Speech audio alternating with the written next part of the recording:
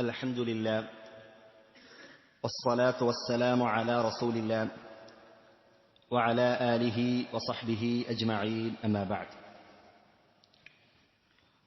اللهم علمنا ما ينفعنا وانفعنا بما علمتنا وزدنا علما. ഷെയ്ഖുൽ ഇസ്ലാം ഇബ്നു തൈമിയ്യ റഹിമഹുല്ലാഹ് അദ്ദേഹം രചിച്ചിട്ടുള്ള അൽ ഖസീദത്തുൽ ലാമിയ്യ എന്ന ചെറിയ കവിതയാണ് നാം വിശദീകരിക്കുന്നത്. അതിൽ അവസാനമായി നാം സൂചിപ്പിച്ചത് ഖുർആനുമായി ബന്ധപ്പെട്ട കാര്യമായിരുന്നു. വഅഖൂലു ഫിൽ ഖുർആനി മാ ജാഅത് ബിഹി ആയാതുഹു ഫഹുവൽ കരീമുൽ മുൻസലു എന്ന വരിയാണ് നാം വിശദീകരിച്ചത്. ഖുർആൻ അത് അല്ലാഹുവിന്റെ കലാമാണ്, അത് അല്ലാഹുവിന്റെ സൃഷ്ടിയല്ല എന്നതാണ് അഹ്ലുസുന്ന വൽ ജമാഅയുടെ വിശ്വാസം. അല്ലാഹുവിന്റെ സംസാരം എന്ന് പറയുന്നത് അത് അല്ലാഹുവിന്റെ വിശേഷണമാണ്, അത് അല്ലാഹുവിന്റെ സൃഷ്ടിയല്ല. അല്ലാഹു അവൻ ആദ്യമേ സംസാരിക്കുന്നവനാണ്. അവൻ ഇഷ്ടമുള്ള സമയത്ത് ഇഷ്ടമുള്ള ആളുകളോട് ഇഷ്ടമുള്ള രൂപത്തിൽ അല്ലാഹു സുബ്ഹാനഹു വ തആല സംസാരിക്കും. മൂസ അലൈഹിസ്സലാമിനോട് അല്ലാഹു സുബ്ഹാനഹു വ തആല നേരിട്ട് സംസാരിച്ചിട്ടുണ്ട്. മുഹമ്മദ് നബി സല്ലല്ലാഹു അലൈഹി വസല്ലമയോട് അല്ലാഹു സുബ്ഹാനഹു വ തആല ജിബ്രീൽ അലൈഹിസ്സലാം മുഖേന സംസാരിച്ചിട്ടുണ്ട്. ഇനി ഖിയാമത്ത് നാളിൽ മനുഷ്യരോട് അല്ലാഹു സുബ്ഹാനഹു വ തആല സംസാരിക്കുന്നതാണ്. അങ്ങനെ അല്ലാഹുവിന്റെ വിശേഷണമാണ് അല്ലാഹുവിന്റെ കലാം, അല്ലാഹുവിന്റെ സിഫത്ത് എന്നത്. ആ അല്ലാഹുവിന്റെ കലാമിൽപ്പെട്ട ഒരു കാര്യമാണ് ഖുർആൻ. തൗറാത്തും ഇഞ്ചീലും സബൂറും അതെല്ലാം അല്ലാഹുവിന്റെ കലാമിൽപ്പെട്ട കാര്യമാണ്. അതിൽപ്പെട്ട ഒരു കാര്യമാണ് അൽ ഖുർആൻ. അത് അല്ലാഹുവിന്റെ കലാമാണ് എന്ന് നാം ഉറച്ചു വിശ്വസിക്കണം. രണ്ടാമതായി നാം പറഞ്ഞത് ആ ഖുർആൻ അത് അല്ലാഹു സുബ്ഹാനഹു വ തആലയിൽ നിന്ന് അവതരിച്ചതാണ്, അല്ലാഹുവിൽ നിന്ന് ഇറങ്ങിയതാണ്. അല്ലാഹു സുബ്ഹാനഹു വ തആലയിൽ നിന്ന് ജിബ്രീൽ അലൈഹിസ്സലാം നേരിട്ട് കേൾക്കുകയും അത് അതേ പ്രകാരം മുഹമ്മദ് നബി സല്ലല്ലാഹു അലൈഹി വസല്ലമക്ക് വഹിയായി അറിയിച്ചു കൊടുക്കുകയുമാണ് ചെയ്തിട്ടുള്ളത്. അതാണ് അഹ്ലുസുന്ന വൽ ജമാഅ വിശ്വസിക്കുന്നത്. മൂന്നാമതായി ഖുർആൻ അത് മുഅ്ജിസത്തായ കിതാബാണ്. അല്ലാഹുവിന്റെ സൃഷ്ടികൾക്ക് ഒരാൾക്കും അതുപോലെയുള്ളത് കൊണ്ടുവരാൻ കഴിയുകയില്ല. നാലാമതായി ഖുർആൻ അത് അല്ലാഹു സുബ്ഹാനഹു വ തആല ഖിയാമത്ത് നാൾ വരെ അതിന്റെ സംരക്ഷണം ഏറ്റെടുത്തിരിക്കുകയാണ്. ഇമാം ബൈഹഖി റഹിമഹുല്ലാഹ് അദ്ദേഹം യഹ്യ ബിൻ അഖ്സം റഹിമഹുല്ലാഹ് അദ്ദേഹത്തിന്റെ ചരിത്രം വിശദീകരിക്കവേ ഇമാം ബൈഹഖി റഹിമഹുല്ലാഹ് പറഞ്ഞൊരു സംഭവം, ഒരു ചരിത്രം നമുക്ക് കാണാൻ കഴിയും. ഖലീഫയായ മഅ്മൂൻ അദ്ദേഹത്തിന്റെ സദസ്സിലേക്ക് ഒരു വ്യക്തി കടന്നു വരികയുണ്ടായി. ആ വ്യക്തി നല്ല വാചാലനായി സംസാരിക്കുകയാണ്. ഈ സന്ദർഭത്തിൽ ഖലീഫ അദ്ദേഹത്തെ ഇസ്ലാമിലേക്ക് ക്ഷണിച്ചു. പക്ഷേ അദ്ദേഹം ഇസ്ലാം സ്വീകരിക്കാൻ കൂട്ടാക്കിയില്ല. അങ്ങനെ അദ്ദേഹം അവിടെ നിന്ന് പിരിഞ്ഞു പോവുകയും പിന്നീട് ഒരു വർഷം കഴിഞ്ഞ് അദ്ദേഹം വീണ്ടും ഖലീഫയുടെ സദസ്സിലേക്ക് വരികയാണ്. ആ സന്ദർഭത്തിൽ അദ്ദേഹം മുസ്ലിമായിട്ടുണ്ട്, ഇസ്ലാം സ്വീകരിച്ചിട്ടുണ്ട്. ആ സന്ദർഭത്തിൽ ഖലീഫ മഅ്മൂൻ അദ്ദേഹത്തോട് ചോദിക്കുകയാണ്, താങ്കൾ ഇസ്ലാം സ്വീകരിക്കാനുള്ള കാരണം എന്താണ്? അദ്ദേഹം പറഞ്ഞു, ഞാൻ അന്ന് നിങ്ങളുടെ സദസ്സിൽ നിന്ന് പോയതിനു ശേഷം ഇവിടെയുള്ള ദീനുകൾ, ആ ദീനുകളെയൊക്കെ പരീക്ഷിക്കണമെന്ന് ഞാൻ തീരുമാനമെടുക്കുകയുണ്ടായി. ഞാൻ വളരെ നന്നായി കൈയെഴുത്തുള്ള വ്യക്തിയാണ്, വളരെ മനോഹരമായ വൃത്തിയിൽ എനിക്ക് എഴുതാനറിയും. അങ്ങനെ ഞാൻ ആദ്യമായി തൗറാത്തിന്റെ 3 കോപ്പികൾ എഴുതുകയുണ്ടായി. ആ 3 കോപ്പികളും അത് വ്യത്യസ്തമാണ്, ഒന്നിലുള്ളത് മറ്റൊന്നിലില്ല. അങ്ങനെ വെട്ടിക്കടത്തലുകളും കൂട്ടിച്ചേർക്കലുകളും, ഇങ്ങനെ തൗറാത്തിന്റെ 3 കോപ്പികൾ അദ്ദേഹം കൈകൊണ്ട് എഴുതുകയുണ്ടായി. എന്നിട്ട് അത് ചർച്ചിൽ പോയി അതിന്റെ ആളുകൾക്ക് കൊടുക്കുകയുണ്ടായി.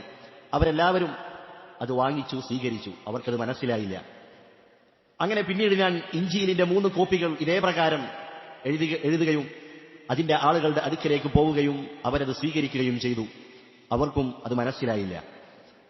എന്നാൽ ഖുർആനിന്റെ 3 കോപ്പികൾ ഇതേ രൂപത്തിൽ തിരുമറികളും കൂട്ടിക്കടത്തലുകളും വെട്ടിച്ചുരുക്കലുകളുമായി ഖുർആനിന്റെ 3 കോപ്പികൾ ഞാൻ എഴുതുകയും മുസ്ലിമീങ്ങളുടെ അടുക്കലേക്ക്, അത് വിൽക്കുന്ന ആളുകളുടെ അടുക്കലേക്ക്, കടക്കാരുടെ അടുക്കലേക്ക് ഞാൻ പോയ സന്ദർഭത്തിൽ അവരത് പരിശോധിക്കുകയും അവർ എന്നിൽ നിന്ന് അത് വാങ്ങിയില്ല. അവർ പറഞ്ഞു, ഇതിൽ കൂട്ടിക്കടത്തലുകളുണ്ട്, ഇതിൽ വെട്ടിച്ചുരുക്കലുകളുണ്ട് എന്ന് മുസ്ലിമീങ്ങളായ ആളുകൾ എനിക്ക് മറുപടി നൽകുകയുണ്ടായി. ആ സന്ദർഭത്തിൽ എനിക്ക് ദൃഢമായ ബോധ്യമുണ്ടായി, ഖുർആൻ എന്നത് അത് അല്ലാഹു സുബ്ഹാനഹു വ തആലയിൽ നിന്നുള്ള ഗ്രന്ഥമാണ്, അത് സംരക്ഷിക്കപ്പെട്ട ഗ്രന്ഥമാണ് എന്ന് എനിക്ക് ബോധ്യമാവുകയും അതാണ് എന്റെ ഇസ്ലാം സ്വീകരണത്തിന്റെ കാരണമെന്ന് ആ വ്യക്തി ഖലീഫയോട് പറയുകയുണ്ടായി. എന്നിട്ട് മഹാനായ യഹ്യ ബിൻ അഖ്സം റഹിമഹുല്ലാ അദ്ദേഹം ആ വർഷം ഹജ്ജിന് പോവുകയുണ്ടായി. അങ്ങനെ മക്കയിൽ വെച്ച് സുഫിയാൻ ബിൻ ഉയൈന റഹിമഹുല്ലാ അദ്ദേഹത്തെ കണ്ടുമുട്ടുകയാണ്. അദ്ദേഹത്തോട് ഈ ചരിത്രം, ഈ സംഭവം യഹ്യ ബിൻ അഖ്സം എന്നവർ മഹാനായ സുഫിയാൻ ബിൻ ഉയൈന റഹിമഹുല്ലയോട് പറഞ്ഞപ്പോൾ മഹാനായ സുഫിയാൻ ബിൻ ഉയൈന റഹിമഹുല്ല അദ്ദേഹം പറഞ്ഞു, താങ്കൾ പറഞ്ഞ ഈ സംഭവം, ഈ ചരിത്രം, അത് വിശുദ്ധ ഖുർആനിലെ 2 ആയത്തുകളുടെ അതിന്റെ സാക്ഷ്യമാണ്, അതിന്റെ സാക്ഷ്യപ്പെടുത്തലാണ് ഈ സംഭവം. ഏതൊക്കെയാണ് 2 ആയത്തുകൾ? ഒന്നാമത്തെ ആയത്ത് ബിമസ്തഹ്ഫദൂ മിൻ കിതാബില്ലാഹ്. അല്ലാഹു സുബ്ഹാനഹു വ തആല പറയുകയാണ്, തൗറാത്തിനെയും ഇൻജീലിനെയും കുറിച്ച് അല്ലാഹു പറയുന്നു, ആ ഗ്രന്ഥങ്ങൾ, അതിന്റെ ചുമതല, അതിന്റെ സംരക്ഷണം അല്ലാഹു അതിന്റെ ആളുകളെ തന്നെയാണ് ഏൽപ്പിച്ചിരിക്കുന്നത്. തൗറാത്തിന്റെയും ഇൻജീലിന്റെയും ഒക്കെ സംരക്ഷണം അതിന്റെ ആളുകളെ തന്നെയാണ് അല്ലാഹു ഏൽപ്പിച്ചിരിക്കുന്നത്. പക്ഷേ അവർ അത് നേരാവണ്ണം സംരക്ഷിച്ചില്ല. പിൽക്കാലത്ത് കടന്നു വന്ന പുരോഹിതന്മാർ അവർക്കിഷ്ടമുള്ളത് വെട്ടിച്ചുരുക്കുകയും അതുപോലെ ഇഷ്ടമുള്ളത് കൂട്ടിക്കടത്തുകയും ചെയ്തു. അങ്ങനെ ആ കിതാബുകൾ അത് അല്ലാഹു സുബ്ഹാനഹു വ തആല അവതരിച്ച പ്രകാരം ഇന്ന് നിലനിൽക്കുന്നില്ല. രണ്ടാമത്തെ വചനം ഏതാണ്? ഇന്നാ നഹ്നു നസ്സൽന ദിക്റ വ ഇന്നാ ലഹു ലഹാഫിദൂൻ. ഖുർആനിനെ കുറിച്ച് അല്ലാഹു പറഞ്ഞതാണ്, ഖുർആൻ, ഈ ദിക്ർ, അത് നാമാണ് അവതരിപ്പിച്ചത്, അതിനെ നാം തന്നെ സംരക്ഷിക്കും. ഈ 2 ആയത്തുകളുടെ അതിന്റെ സാക്ഷ്യപ്പെടുത്തലാണ് ആ ചരിത്രമെന്ന് മഹാനായ സുഫിയാൻ ബിൻ ഉയൈന റഹിമഹുല്ലാ അദ്ദേഹം മറുപടി നൽകിയതായി കാണാം. അതുകൊണ്ട് ഖുർആൻ അത് ഖിയാമത്ത് നാൾ വരെ നിലനിൽക്കുന്ന ഗ്രന്ഥമാണ്. അതുപോലെ തന്നെ 5-ാമതായി നാം മനസ്സിലാക്കേണ്ട വളരെ പ്രധാനപ്പെട്ട ഒരു കാര്യമാണ്, ഖിയാമത്ത് നാൾ അടുക്കുന്ന സന്ദർഭത്തിൽ ഈ ഖുർആൻ അത് ഭൂലോകത്ത് നിന്ന് ഉയരുന്നതാണ്. പണ്ഡിതന്മാർ പറഞ്ഞതായി കാണാം, അന്നഹു മിൻഹു ബദഅ വ ഇലൈഹി യഊദ്. ഖുർആനിന്റെ അവതരണം അത് തുടങ്ങിയത് അല്ലാഹുവിൽ നിന്നാണ്. അവസാന കാലത്ത് ഖുർആൻ അത് അല്ലാഹു സുബ്ഹാനഹു വ തആലയിലേക്ക് തന്നെ മടക്കപ്പെടും. ഖുർആനിനെ എല്ലാവരും അവഗണിക്കുന്ന ഒരു കാലഘട്ടം, ഭൂമിയിൽ അല്ലാഹ് എന്ന് പറയാൻ പോലും ആളുകളില്ലാത്ത അത്രയും ജഹ്ല് നിറഞ്ഞ, അജ്ഞത നിറഞ്ഞ ഒരു കാലഘട്ടം വരാനുണ്ട്. ആ സന്ദർഭത്തിൽ അല്ലാഹു സുബ്ഹാനഹു വ തആല ഖുർആനിനെ ഉയർത്തുന്നതാണ്. പിന്നീട് ഒരാളുടെ ഹൃദയത്തിലും ഖുർആൻ ഉണ്ടാവുകയില്ല, മുസ്ഹഫുകളിൽ ഖുർആൻ ഉണ്ടാവുകയില്ല. അല്ലാഹു സുബ്ഹാനഹു വ തആല ഉയർത്തും എന്ന് റസൂലുള്ളാഹി സ്വല്ലല്ലാഹു അലൈഹി വസല്ലമ അവിടുന്ന് പറഞ്ഞതായി കാണാം. അവിടുന്ന് പറഞ്ഞു, ഫലാ യബ്ഖാ ഫിൽ അർളി മിൻഹു ആയത്തുൻ. ഭൂമിയിൽ ഒരു ആയത്തും അന്ന് അവശേഷിക്കുന്നതല്ല എന്ന് റസൂലുള്ളാഹി സ്വല്ലല്ലാഹു അലൈഹി വസല്ലമയിൽ നിന്ന് ഉദ്ധരിക്കപ്പെടുന്നതായി കാണാം. ഇതാണ് ഖുർആനുമായി ബന്ധപ്പെട്ട് നാം മനസ്സിലാക്കേണ്ട പ്രധാനപ്പെട്ട കാര്യങ്ങൾ. ഇനി അടുത്തതായി ശൈഖുൽ ഇസ്ലാം ഇബ്നു തൈമിയ്യ റഹിമഹുല്ലാ നമ്മെ പഠിപ്പിക്കുന്നത്, നമ്മോട് പറയുന്നത് എന്താണ്? ഒരു മുസ്ലിമായ വ്യക്തി അവന്റെ ദീനിന്റെ കാര്യങ്ങൾ, അത് വിശ്വാസ കാര്യങ്ങളായിക്കൊള്ളട്ടെ, അവൻ അനുഷ്ഠിക്കേണ്ട, പ്രവർത്തിക്കേണ്ട കാര്യങ്ങളായിക്കൊള്ളട്ടെ, അത് എവിടെ നിന്നാണ് അവൻ സ്വീകരിക്കേണ്ടത്, അതിന്റെ സ്രോതസ് എന്താണ്, നമ്മുടെ പ്രമാണം എന്താണ് എന്നതിലേക്കുള്ള സൂചനയാണ് ശൈഖുൽ ഇസ്ലാം ഇബ്നു തൈമിയ്യ റഹിമഹുല്ലാ അതിലേക്കാണ് നമ്മളെ ശ്രദ്ധ ക്ഷണിക്കുന്നത്. പ്രത്യേകിച്ച് അള്ളാഹുവിന്റെ അസ്മാഉകളും സിഫാത്തുകളുമായി ബന്ധപ്പെട്ട കാര്യങ്ങൾ തുടർന്നുള്ള വരിയിൽ അദ്ദേഹം പറയുന്നുണ്ട്. അപ്പോൾ അള്ളാഹുവിന്റെ ഇസ്മുകൾ, അള്ളാഹുവിന്റെ സിഫാത്തുകൾ, അത് എങ്ങനെയാണ് നാം അത് വിശ്വസിക്കേണ്ടത്, എങ്ങനെയാണ് നാം അത് സ്ഥിരപ്പെടുത്തേണ്ടത്, അതിനൊക്കെയുള്ള മാനദണ്ഡം എന്താണ്, അതിനുള്ള പ്രമാണം എന്താണ് എന്നതിനെക്കുറിച്ചുള്ള സൂചനയാണ് അടുത്തതായി ശൈഖുൽ ഇസ്ലാം ഇബ്നു തൈമിയ്യ റഹിമഹുല്ലാ പറയുന്നത്. അവിടുന്ന് പറഞ്ഞു, വഅഖൂലു ഖാല അല്ലാഹു ജല്ല ജലാലുഹു വൽ മുസ്തഫൽ ഹാദി വലാ അതഅവ്വലു. വഅഖൂലു, ഞാൻ വിശ്വസിക്കുന്നു, ഞാൻ നാവ് കൊണ്ട് ഉറക്കെ പ്രഖ്യാപിക്കുന്നു, ഖാല അല്ലാഹു ജല്ല ജലാലുഹു, അല്ലാഹു സുബ്ഹാനഹു വ തആല എന്താണോ പറഞ്ഞത് അതാണ് ഞാൻ പറയുന്നതും ഞാൻ വിശ്വസിക്കുന്നതും. അതുപോലെ തന്നെ വൽ മുസ്തഫൽ ഹാദി, ഇത് റസൂലുള്ളാഹി സ്വല്ലല്ലാഹു അലൈഹി വസല്ലമയുടെ 2 വിശേഷണങ്ങളാണ്. റസൂലുള്ളാഹി സ്വല്ലല്ലാഹു അലൈഹി വസല്ലമ എന്താണോ പറഞ്ഞത് അതാണ് ഞാൻ പറയുന്നതും ഞാൻ വിശ്വസിക്കുന്നതും. വലാ അതഅവ്വലു, ഞാൻ അതിനെ ദുർവ്യാഖ്യാനിക്കുകയില്ല. ഇതാണ് ഈ വരിയിലൂടെ ശൈഖ് റഹിമഹുല്ലാ നമ്മെ പഠിപ്പിക്കുന്നത്. വിശുദ്ധ ഖുർആനിൽ അല്ലാഹു പറഞ്ഞു, ഇത്തബിഉ മാ ഉൻസില ഇലൈക്കും മിർ റബ്ബിക്കും, നിങ്ങളുടെ റബ്ബിൽ നിന്ന് നിങ്ങൾക്ക് അവതരിക്കപ്പെട്ട ആ വഹി അത് നിങ്ങൾ പിൻപറ്റിക്കൊള്ളുക. മറ്റൊരായത്തിൽ കാണാം, വമാ ആതാകുമുർ റസൂലു ഫഖുദൂഹു വമാ നഹാകും അൻഹു ഫൻതഹു. റസൂലുള്ളാഹി സ്വല്ലല്ലാഹു അലൈഹി വസല്ലമ നിങ്ങൾക്ക് എന്താണോ എത്തിച്ചു നൽകിയത് അത് നിങ്ങൾ പിടിച്ചുകൊള്ളുക.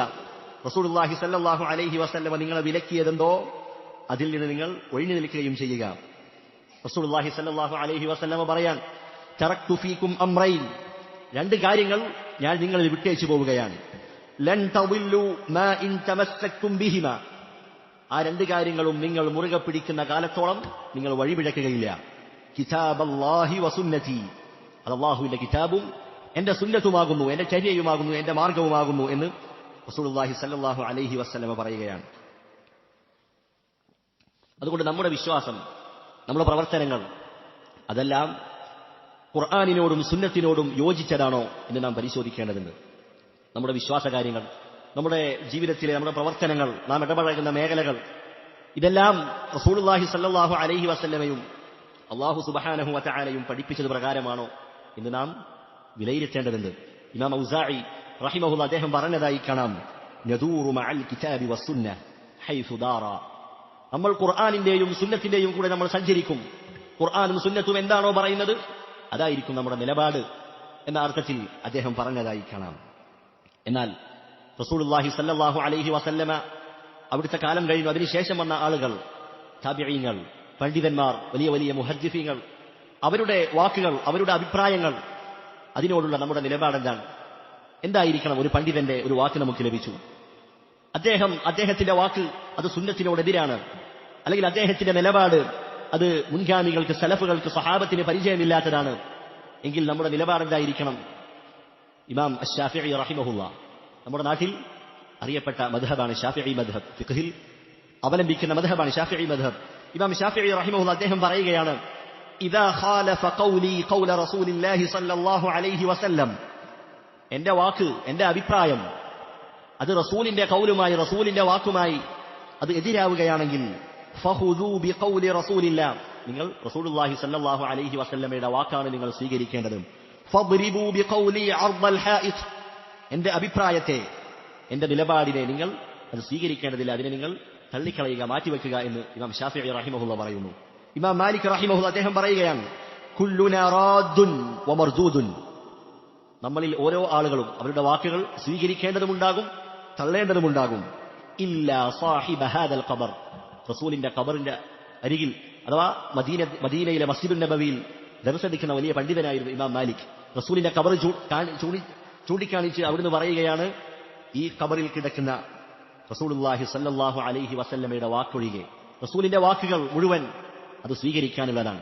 വമാ യൻതിഖു അനിൽ ഹവ, റസൂലുള്ള ദേഹേച്ഛപ്രകാരം, തന്നിഷ്ടപ്രകാരം ദീനിന്റെ വിഷയത്തിൽ ഒന്നും സംസാരിച്ചിട്ടില്ല. ഇൻ ഹുവ ഇല്ലാ വഹ്യുൻ യൂഹ, അല്ലാഹുവിൽ നിന്ന് ലഭിക്കുന്ന വഹയിന്റെ അടിസ്ഥാനത്തിലല്ലാതെ. ഇമാം അബൂ ഹനീഫ റഹിമഹുല്ലാഹ് അദ്ദേഹം പറയുന്നു, ഇൻ ജാഅൽ ഹദീസു അൻ റസൂലില്ലാഹി സ്വല്ലല്ലാഹു അലൈഹി വസല്ലം ഫഅല റഅസി വൽ ഐൻ, റസൂലുള്ളാഹി സ്വല്ലല്ലാഹു അലൈഹി വസല്ലമയിൽ നിന്ന് ഒരു ഹദീസ് സ്ഥിരപ്പെട്ടു വന്നാൽ അത് നമ്മൾ സന്തോഷപൂർവ്വം നമ്മളത് സ്വീകരിക്കും, നമ്മളത് ശിരസാവഹിക്കും. وإذا جاء الحديث عن أصحاب رسول الله فعلى الرأس والعين, റസൂലിന്റെ സഹാബത്തിൽ നിന്ന് ഒരു ഹദീസ് വന്നു, ആ സഹാബത്ത് എല്ലാവരും ഏകാഭിപ്രായമായ ഒരു കാര്യം നമ്മിലേക്ക് വന്നെത്തിയാൽ അതും നമ്മൾ സന്തോഷപൂർവ്വം സ്വീകരിക്കുന്നതാണ്, അതിന് നമുക്ക് യാതൊരു പ്രയാസവുമില്ല. എന്നാൽ وإذا جاء الحديث عن التابعين, സഹാബത്തിന് ശേഷമുള്ള താബിഈങ്ങൾ, അതിനുശേഷമുള്ള വലിയ വലിയ പണ്ഡിതന്മാർ, അവരാരായിക്കൊള്ളട്ടെ, അവരിൽ നിന്നാണ് ഒരു ഹദീസ് വന്നതെങ്കിൽ ഫഹും റിജാലുൻ വനഹ്നു റിജാൽ, നമ്മളും വ്യക്തികളാണ്, അവരും വ്യക്തികളാണ്, അതുകൊണ്ട് അവർക്ക് തെറ്റുകൾ പറ്റാനുള്ള സാധ്യതകളുണ്ട്. അത് റസൂലിന്റെ സുന്നത്തുമായി യോജിക്കുന്നതാണെങ്കിൽ നാം സ്വീകരിക്കും, അതല്ല എങ്കിൽ നാം അത് മാറ്റിവെക്കും എന്നാണ് ഇമാം അബൂ ഹനീഫ റഹിമഹുല്ലാ പറയുന്നത്. ഇമാം അഹ്മദ് ബിൻ ഹംബൽ റഹിമഹുല്ലാ അദ്ദേഹം പറയുകയാണ്, അജിബ്തു ലിഖൗമിൻ അറഫുൽ ഇസ്നാദ വസിഹ്ഹതഹു വയദ്ഹബൂന ലിറഅയി സുഫിയാൻ, സനദ്, വ്യക്തമായ ശരിയായ സനദ് വന്നെത്തിയിട്ടും അത് മനസ്സിലായിട്ടും പിന്നീടും സുഫിയാൻ സൗരിയുടെ അഭിപ്രായത്തിലേക്ക് പോകുന്ന ആളുകൾ, അവരെക്കുറിച്ച് ഞാൻ അത്ഭുതപ്പെടുന്നു എന്ന് ഇമാം അഹ്മദ് ബിൻ ഹംബൽ റഹിമഹുല്ലാ പറയുകയാണ്. ആരാണ് ഈ 4 വലിയ പണ്ഡിതന്മാർ? മദ്ഹബിന്റെ 4 പണ്ഡിതന്മാരാണ്. ഇമാം അഹ്മദ് ബിൻ ഹംബൽ, ഇമാം അശ്ശാഫിഈ, ഇമാം അബൂ ഹനീഫ, ഇമാം മാലിക് റഹിമഹുമുല്ലാ. അവരൊക്കെ പറഞ്ഞത് എന്താണ്? ഞങ്ങളുടെ അഭിപ്രായം അത് റസൂലിന്റെ ഖൗലുമായി എതിരായി വരികയാണെങ്കിൽ നിങ്ങൾ അത് മദ്ഹബിന്റെ നിലപാടാണ്, അഭിപ്രായമാണെന്ന് പറഞ്ഞ് അതിൽ തടിച്ചു തൂങ്ങി അതിൽ പക്ഷപാതിത്വം കാണിക്കുകയല്ല വേണ്ടത്, മറിച്ച് റസൂലുള്ളാഹി സ്വല്ലല്ലാഹു അലൈഹി വസല്ലമയുടെ സുന്നത്തിനെ, ആ വാക്കിനെയാണ് നിങ്ങൾ മുറുകെ പിടിക്കേണ്ടത് എന്ന കാര്യമാണ്. അതുകൊണ്ട് ഈ ഒരു കാര്യം നമ്മൾ നന്നായി പഠിപ്പിക്കേണ്ടതുണ്ട്. വളർന്നു വരുന്ന മക്കൾ, അവരെ നമ്മൾ ദീനിന്റെ ഓരോ കാര്യങ്ങൾ പഠിപ്പിക്കുമ്പോഴും അതിന്റെ കൂടെ എന്ത് പഠിപ്പിക്കും? വദ്ദലീലു ഖൗലുല്ലാഹി തആല, അതിനുള്ള തെളിവ് അള്ളാഹുവിന്റെ ഈ വചനമാണ്. അതുപോലെ റസൂലിന്റെ സുന്നത്തിലെ ഹദീസ് നമ്മൾ പഠിപ്പിക്കും. ഇത് നമ്മൾ ശീലിപ്പിക്കണം. കാരണം ഇന്ന് വ്യക്തികളുടെയും അതുപോലെ സംഘങ്ങളുടെയും അതുപോലെ പല പല മശായിഖന്മാരുടെയും ഒക്കെ പേരിൽ ആളുകൾ ഭിന്നിച്ചുകൊണ്ടിരിക്കുകയാണ്. അവരുടെ ശൈഖ് പറയുന്നത് മാത്രമേ സ്വീകരിക്കുകയുള്ളൂ. അത് എത്ര തന്നെ എതിരായാലും അതിൽ കടിച്ചു തൂങ്ങുന്ന ഒരു പ്രവണത അത് വർദ്ധിച്ചുകൊണ്ടിരിക്കുന്ന ഒരു കാലഘട്ടത്തിൽ ഖുർആനും സുന്നത്തുമാണ് അത് സലഫുകൾ മനസ്സിലാക്കിയതുപോലെ അവിടെയാണ് നമ്മൾ നിലകൊള്ളേണ്ടത്, നാം അടിയുറച്ചു നിൽക്കേണ്ടത്. എന്നിട്ട് ഇബ്നു തൈമിയ്യ റഹിമഹുല്ലാഹ് പറഞ്ഞതുപോലെ വൽ മുസ്തഫൽ ഹാദി, ഇത് രണ്ടും റസൂലുള്ളാഹി സ്വല്ലല്ലാഹു അലൈഹി വസല്ലമയുടെ പേരല്ല, മറിച്ച് അവിടുത്തെ വിശേഷണമാണ്. അൽ മുസ്തഫ എന്നുള്ളത് റസൂലിന്റെ പേരല്ല. അതുപോലെ തന്നെ അൽ ഹാദി എന്നുള്ളതും റസൂലുള്ളാഹി സ്വല്ലല്ലാഹു അലൈഹി വസല്ലമയുടെ നാമമല്ല. ഇതാണ് മുസ്തഫ എന്ന് പറഞ്ഞാൽ അൽ മുഖ്താർ അല്ലെങ്കിൽ അൽ മുജ്തബ, തിരഞ്ഞെടുക്കപ്പെട്ടവൻ. റസൂലുള്ളാഹി സ്വല്ലല്ലാഹു അലൈഹി വസല്ലമയെ അല്ലാഹു തിരഞ്ഞെടുത്തതാണ്. വിശുദ്ധ ഖുർആനിൽ അല്ലാഹു പറഞ്ഞു, അല്ലാഹു യസ്തഫി മിനൽ മലായികതി റുസുലൻ വമിനൻ നാസ്, മലക്കുകളിൽ നിന്നും അതുപോലെ ജനങ്ങളിൽ നിന്നും അല്ലാഹു ചില റസൂലുമാരെ തിരഞ്ഞെടുക്കുന്നുണ്ട്. അപ്പോൾ റസൂല് ആവുക എന്നുള്ളത് അത് കുറെ ധ്യാനമിരുന്നത് കൊണ്ട് ഏതെങ്കിലും മലമുകളിൽ പോയി കുറെ കാലം ഒറ്റയ്ക്ക് താമസിച്ചത് കൊണ്ട് ലഭിക്കുന്നതല്ല നുബൂവത്തും റിസാലത്തും എന്ന് പറയുന്നത്. ആരെങ്കിലും അങ്ങനെ വാദിക്കുകയാണെങ്കിൽ അവൻ ഇസ്ലാമിൽ നിന്ന് തന്നെ പുറത്താണ്. എനിക്ക് റിസാലത്തുണ്ട്, എനിക്ക് നുബൂവത്തുണ്ട് എന്ന് വാദിച്ച് പല ആളുകളും കടന്നു വന്നിട്ടുണ്ട്.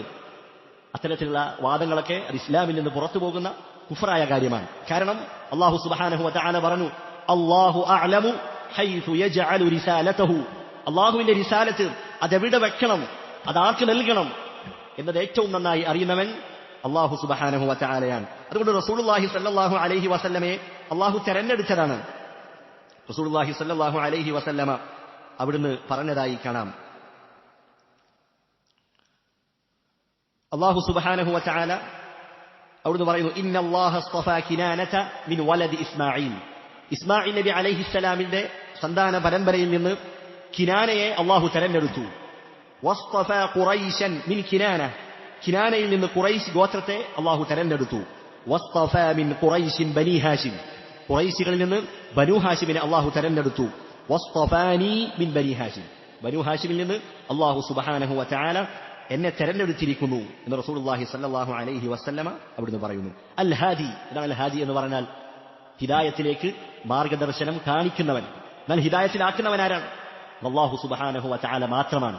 ഹിദായത്തിന്റെ മാർഗം, ഹിദായത്തിന്റെ വഴി അത് കാണിച്ചു കൊടുക്കുന്നവൻ, ആ മാർഗദർശനം കാണിക്കുന്നവൻ.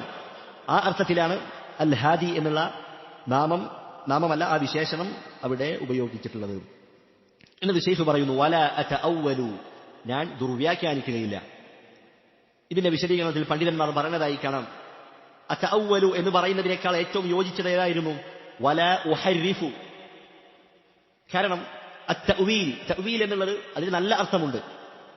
തഫ്സീറിന്റെ കിതാബുകൾ എടുത്തു നോക്കിയാൽ നമുക്ക് കാണാൻ കഴിയും, തഫ്സീർ ത്വബീരിയിലൊക്കെ നമുക്ക് കാണാൻ കഴിയും, അൽ ഖൗലു ഫീ തഅ്വീലി ഖൗലില്ലാഹി തആല, ഒരു ആയത്തിന്റെ അർത്ഥം നൽകിയിട്ട് എന്ത് പറയും? ഈ ആയത്തിന്റെ വിശദീകരണം, അതിന്റെ അർത്ഥം ഇങ്ങനെയാണ്, അതിന്റെ തഫ്സീർ ഇങ്ങനെയാണ്. അപ്പോൾ തഅ്വീൽ എന്നാൽ തഫ്സീർ എന്ന അർത്ഥമുണ്ട്. റസൂലുള്ളാഹി സ്വല്ലല്ലാഹു അലൈഹി വസല്ലമ, മഹാനായ ഇബ്നു അബ്ബാസ് റളിയല്ലാഹു അൻഹുമ, അദ്ദേഹം ചെറിയ കുട്ടിയായിരിക്കെ അദ്ദേഹത്തിന്റെ തലയിൽ കൈവച്ച് പ്രാർത്ഥിച്ചിട്ടുണ്ട്, അല്ലാഹുമ്മ അല്ലിംഹു തഅ്വീൽ. ഇബ്നു അബ്ബാസ് റളിയല്ലാഹു അൻഹുമക്ക് തഫ്സീറിൽ ധാരാളം വിജ്ഞാനം കൊടുക്കാൻ വേണ്ടി റസൂലുള്ളാഹി പ്രാർത്ഥിക്കുകയാണ്. അവിടെ ഏതാണ് പറഞ്ഞത്? അത്തഅ്വീൽ എന്നാണ്. അപ്പോൾ തഅ്വീൽ എന്നതിന് നല്ല അർത്ഥമുണ്ട്. എന്നാൽ തഹ്രീഫ് എന്നാലോ അതിന് മോശമായ അർത്ഥമേ ഉള്ളൂ. ഇതാണ് തഹ്രീഫ് എന്ന് പറഞ്ഞാൽ, ഒരു വാക്കിന്റെ, ഒരു പദത്തിന്റെ അതിന്റെ ബാഹ്യമായ അർത്ഥത്തിൽ നിന്ന് അതിനെ തെറ്റിക്കുക, മറ്റ് തെളിവുകളൊന്നുമില്ലാതെ അതിന് വേറെ ഒരു അർത്ഥം നൽകുക, അതാണ് തഹ്രീഫ് എന്ന് പറയുന്നത്. അത് യഹൂദികളുടെ വിശേഷണമാണ്. വിശുദ്ധ ഖുർആനിൽ അല്ലാഹു പറഞ്ഞു, യുഹരിഫൂനൽ കലിമ അൻ മവാദിഇഹി, അവർ വാക്കുകളെ അതിന്റെ സ്ഥാനം തെറ്റിച്ച് പ്രയോഗിക്കുന്നവരാണ്. അവിടെ ഏത് വാക്കാണ് പ്രയോഗിച്ചത്? യുഹരിഫൂൻ, തഹ്രീഫ്.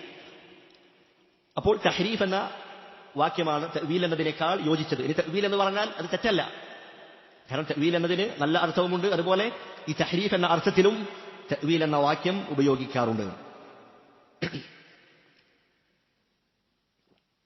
ഈ തഹ്രീഫ് അത് രണ്ട് രൂപത്തിലാണുള്ളത്.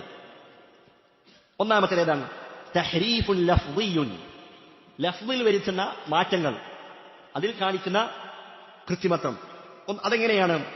വഹുവ തഗ്യീറു ലഫ്ദിൽ കലിമ, അല്ലാഹു സുബ്ഹാനഹു വ തആലയുടെ ആയത്തുകൾ, റസൂലുള്ളാഹി സ്വല്ലല്ലാഹു അലൈഹി വസല്ലമയുടെ ഹദീസുകൾ, അതിന്റെ ലഫ്ദുകൾ, ആ ലഫ്ദിൽ തന്നെ, ആ പദത്തിൽ തന്നെ മാറ്റം വരുത്തുക, അതിന്റെ ഹറക്കത്തുകൾ മാറ്റുക, അല്ലെങ്കിൽ ചില അക്ഷരങ്ങൾ വർദ്ധിപ്പിക്കുക, ചില അക്ഷരങ്ങൾ കുറക്കുക, ഇങ്ങനെയൊക്കെ തഹ്രീഫ് ചെയ്യുന്ന ആളുകളുണ്ട്, ദുർവ്യാഖ്യാനിക്കുന്ന ആളുകളുണ്ട്. അതിനാണ് തഹ്രീഫുൻ ലഫ്ളി എന്ന് പറയുക. ഉദാഹരണമായി പറയുകയാണെങ്കിൽ അല്ലാഹു സുബ്ഹാനഹു വ തആലയുടെ വിശേഷണമാണ് അല്ലാഹു സംസാരിക്കുമെന്നുള്ളത്. എന്നാൽ ഇതിനെ നിഷേധിച്ച ആളുകൾ ഖുർആനിലെ ഒരു ആയത്തിനെ അവർ ദുർവ്യാഖ്യാനിച്ചു, അതിനെ തഹ്രീഫ് നടത്തി. അല്ലാഹു സുബ്ഹാനഹു വ തആല വിശുദ്ധ ഖുർആനിൽ പറയുകയാണ്, വകല്ലമല്ലാഹു മൂസ തക്ലീമാ. അല്ലാഹു സുബ്ഹാനഹു വ തആല മൂസ അലൈഹിസ്സലാമിനോട് സംസാരിച്ചു. ഇവിടെ അവർ എന്ത് ചെയ്തു?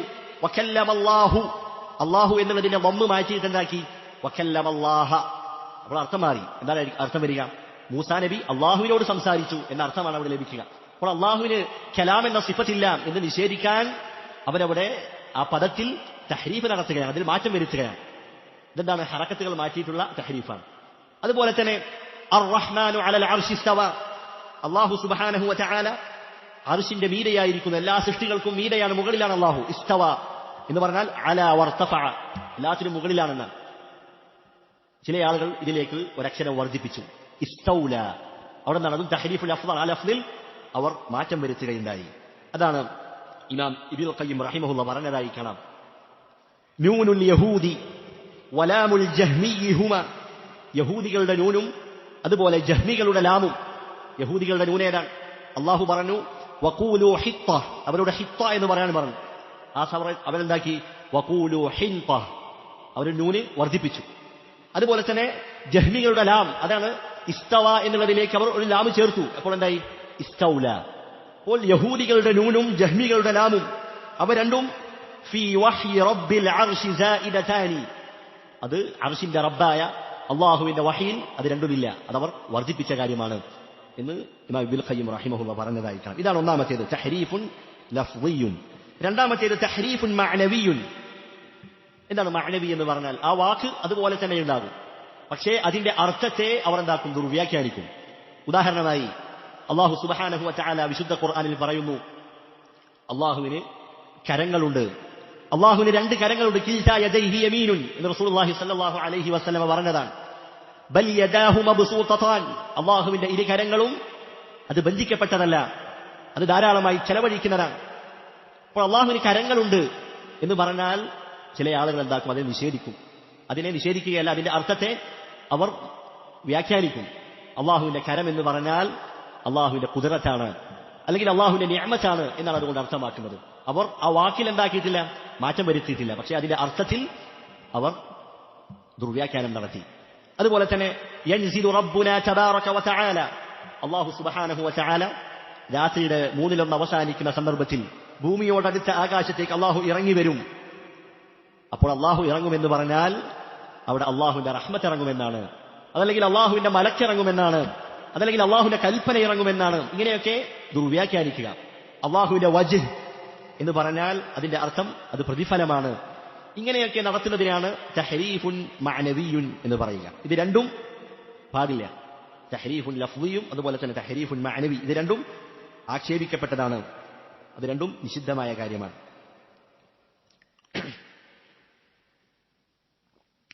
അതുകൊണ്ട് തന്നെ അല്ലാഹു സുബ്ഹാനഹു വ തആലയെ കുറിച്ച് നാം എന്ത് വിശ്വസിക്കണം, എങ്ങനെ വിശ്വസിക്കണം, അള്ളാഹുവിന്റെ വിശേഷണങ്ങൾ എന്തൊക്കെയാണ്, അള്ളാഹുവിന്റെ നാമങ്ങൾ എന്തൊക്കെയാണ്, അതിനുള്ള മാർഗങ്ങൾ രണ്ടെണ്ണമാണ്. അതാണ് പണ്ഡിതന്മാർ പറയാറുള്ളത്, അസ്മാഉല്ലാഹി തൗഖീഫിയ്യത്തുൻ, അള്ളാഹുവിന്റെ നാമങ്ങൾ അത് തൗഖീഫിയാണ്, അഥവാ ഖുർആനിലും സുന്നത്തിലും എവിടെ വന്നോ അവിടെ നിൽക്കുക. ലാ മജാല ലിൽ അഖ്ലി ഫീഹ, നമ്മുടെ ബുദ്ധി ഉപയോഗിച്ച് നമ്മൾ ഗവേഷണം നടത്തി നിരീക്ഷണം നടത്തി നമ്മൾ കണ്ടുപിടിക്കേണ്ടതല്ല. അള്ളാഹുവിന് യോജിച്ചത് ഇതൊക്കെയാണ്, അള്ളാഹുവിന്റെ വിശേഷണങ്ങൾ ഇതൊക്കെയാണ് എന്ന് ബുദ്ധി കൊണ്ട് പറയാൻ കഴിയുകയില്ല. മറിച്ച് പ്രമാണങ്ങളിൽ എന്തു വന്നുവോ അവിടെ നിൽക്കുക, അതാണ് ശരിയായ മാർഗം. തെറ്റിപ്പോകാതെ സിറാത്തുൽ മുസ്തഖീമിൽ അടിയുറച്ചു നിൽക്കാനുള്ള മാർഗം അതാണ്. ഇമാം അഹ്മദ് റഹിമഹുല്ലാഹ് അദ്ദേഹം പറഞ്ഞതായി കാണാം, ലാ യൂസഫുല്ലാഹു ഇല്ലാ ബിമാ വസഫ ബിഹി നഫ്സഹു ഔ വസഫഹു ബിഹി റസൂലുഹു, അല്ലാഹു സുബ്ഹാനഹു വ തആല അവനെപ്പറ്റി വിശേഷിപ്പിച്ച കാര്യങ്ങൾ, അല്ലെങ്കിൽ അള്ളാഹുവെ കുറിച്ച് റസൂലുള്ളാഹി സ്വല്ലല്ലാഹു അലൈഹി വസല്ലമ വിശേഷിപ്പിച്ച നമുക്ക് അറിയിച്ചു നൽകിയ കാര്യങ്ങൾ, അതുകൊണ്ട് മാത്രമേ അള്ളാഹുവിനെ വിശേഷിപ്പിക്കാൻ പാടുള്ളൂ. ലാ യതജാവസുൽ ഖുർആന വൽ ഹദീസ്, ഖുർആനും ഹദീസും അത് വിട്ടുകടക്കുകയില്ല. അപ്പോൾ അതാണ് നമ്മുടെ പ്രമാണം. അള്ളാഹുവിനെ കുറിച്ച് എന്ത് വിശ്വസിക്കണം, എന്ത് നമ്മൾ സ്ഥിരപ്പെടുത്തണം എന്നതിന്റെ പ്രമാണം അതാണ്. അതിനുള്ള കാരണങ്ങൾ എന്താണ്? 3 കാരണങ്ങളാണ് പണ്ഡിതന്മാർ പറയുന്നത്. ഒന്നാമത്തെ കാരണം എന്താണ്? അള്ളാഹു അത് മനുഷ്യരെ സംബന്ധിച്ചിടത്തോളം, സൃഷ്ടികളെ സംബന്ധിച്ചിടത്തോളം ഗൈബിയാണ്. അള്ളാഹുവിന്റെ നാമങ്ങളും വിശേഷണങ്ങളും അത് ഗൈബിയാണ്. അതുകൊണ്ട് തന്നെ ഗൈബിയായ ഒരു കാര്യം അത് സ്ഥിരപ്പെടുത്തണമെങ്കിൽ ഖുർആനിലും സുന്നത്തിലും വന്നിരിക്കണം. അതിനപ്പുറമായി നമുക്ക് മറ്റു മാർഗങ്ങളില്ല. അതുകൊണ്ട് തന്നെ ഇത്തരത്തിൽ ഗൈബിയായ കാര്യങ്ങളെക്കുറിച്ച് നാം എന്താണ്, നമ്മുടെ നിലപാടെന്താണ്? ഖുർആനിലും സുന്നത്തിലും എന്ത് വന്നുവോ അവിടെ നിൽക്കുക. അതിനപ്പുറത്തേക്ക് നാം വിട്ടുകടക്കാൻ പാടില്ല. അതാണ് ഒന്നാമത്തെ കാരണം. രണ്ടാമത്തേത്, അല്ലാഹു സുബ്ഹാനഹു വ തആലയെ കുറിച്ച് ഏറ്റവും നന്നായി അറിയുന്നവൻ അത് അല്ലാഹു സുബ്ഹാനഹു വ തആല തന്നെയാണ്. വിശുദ്ധ ഖുർആനിൽ അല്ലാഹു പറഞ്ഞു, വമൻ അസ്ദഖു മിനല്ലാഹി ഹദീസ, അല്ലാഹുവേക്കാൾ സത്യസന്ധമായ വിവരം നൽകുന്ന മറ്റാരുണ്ട്? അപ്പോൾ അല്ലാഹുവെക്കുറിച്ച് അല്ലാഹു എന്ത് പറഞ്ഞുവോ അതാണ് നാം വിശ്വസിക്കേണ്ടത്. അതിനപ്പുറം വിട്ടുകടക്കാൻ പാടില്ല.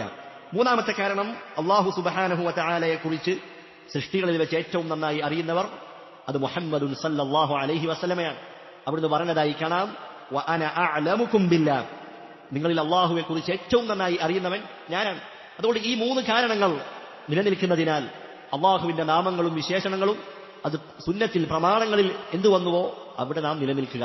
അതാണ് ഏറ്റവും സുരക്ഷിതമായ മാർഗം. എന്നാൽ അല്ലാഹുവെ കുറിച്ച് ഇല്ലാത്തത് പറയുന്ന ആളുകൾ, അതല്ലെങ്കിൽ അല്ലാഹുവിന്റെ സിഫാത്തുകളെ നിഷേധിക്കുന്ന ആളുകൾ, ഇവരൊക്കെ അല്ലാഹുവെ കുറിച്ച് അറിവില്ലാത്ത സംസാരിച്ചവരാണ്. അല്ലാഹുവിന്റെ കാര്യത്തിൽ അറിവില്ലാതെ, വ്യക്തമായ അറിവില്ലാതെ സംസാരിച്ചവരാണ്.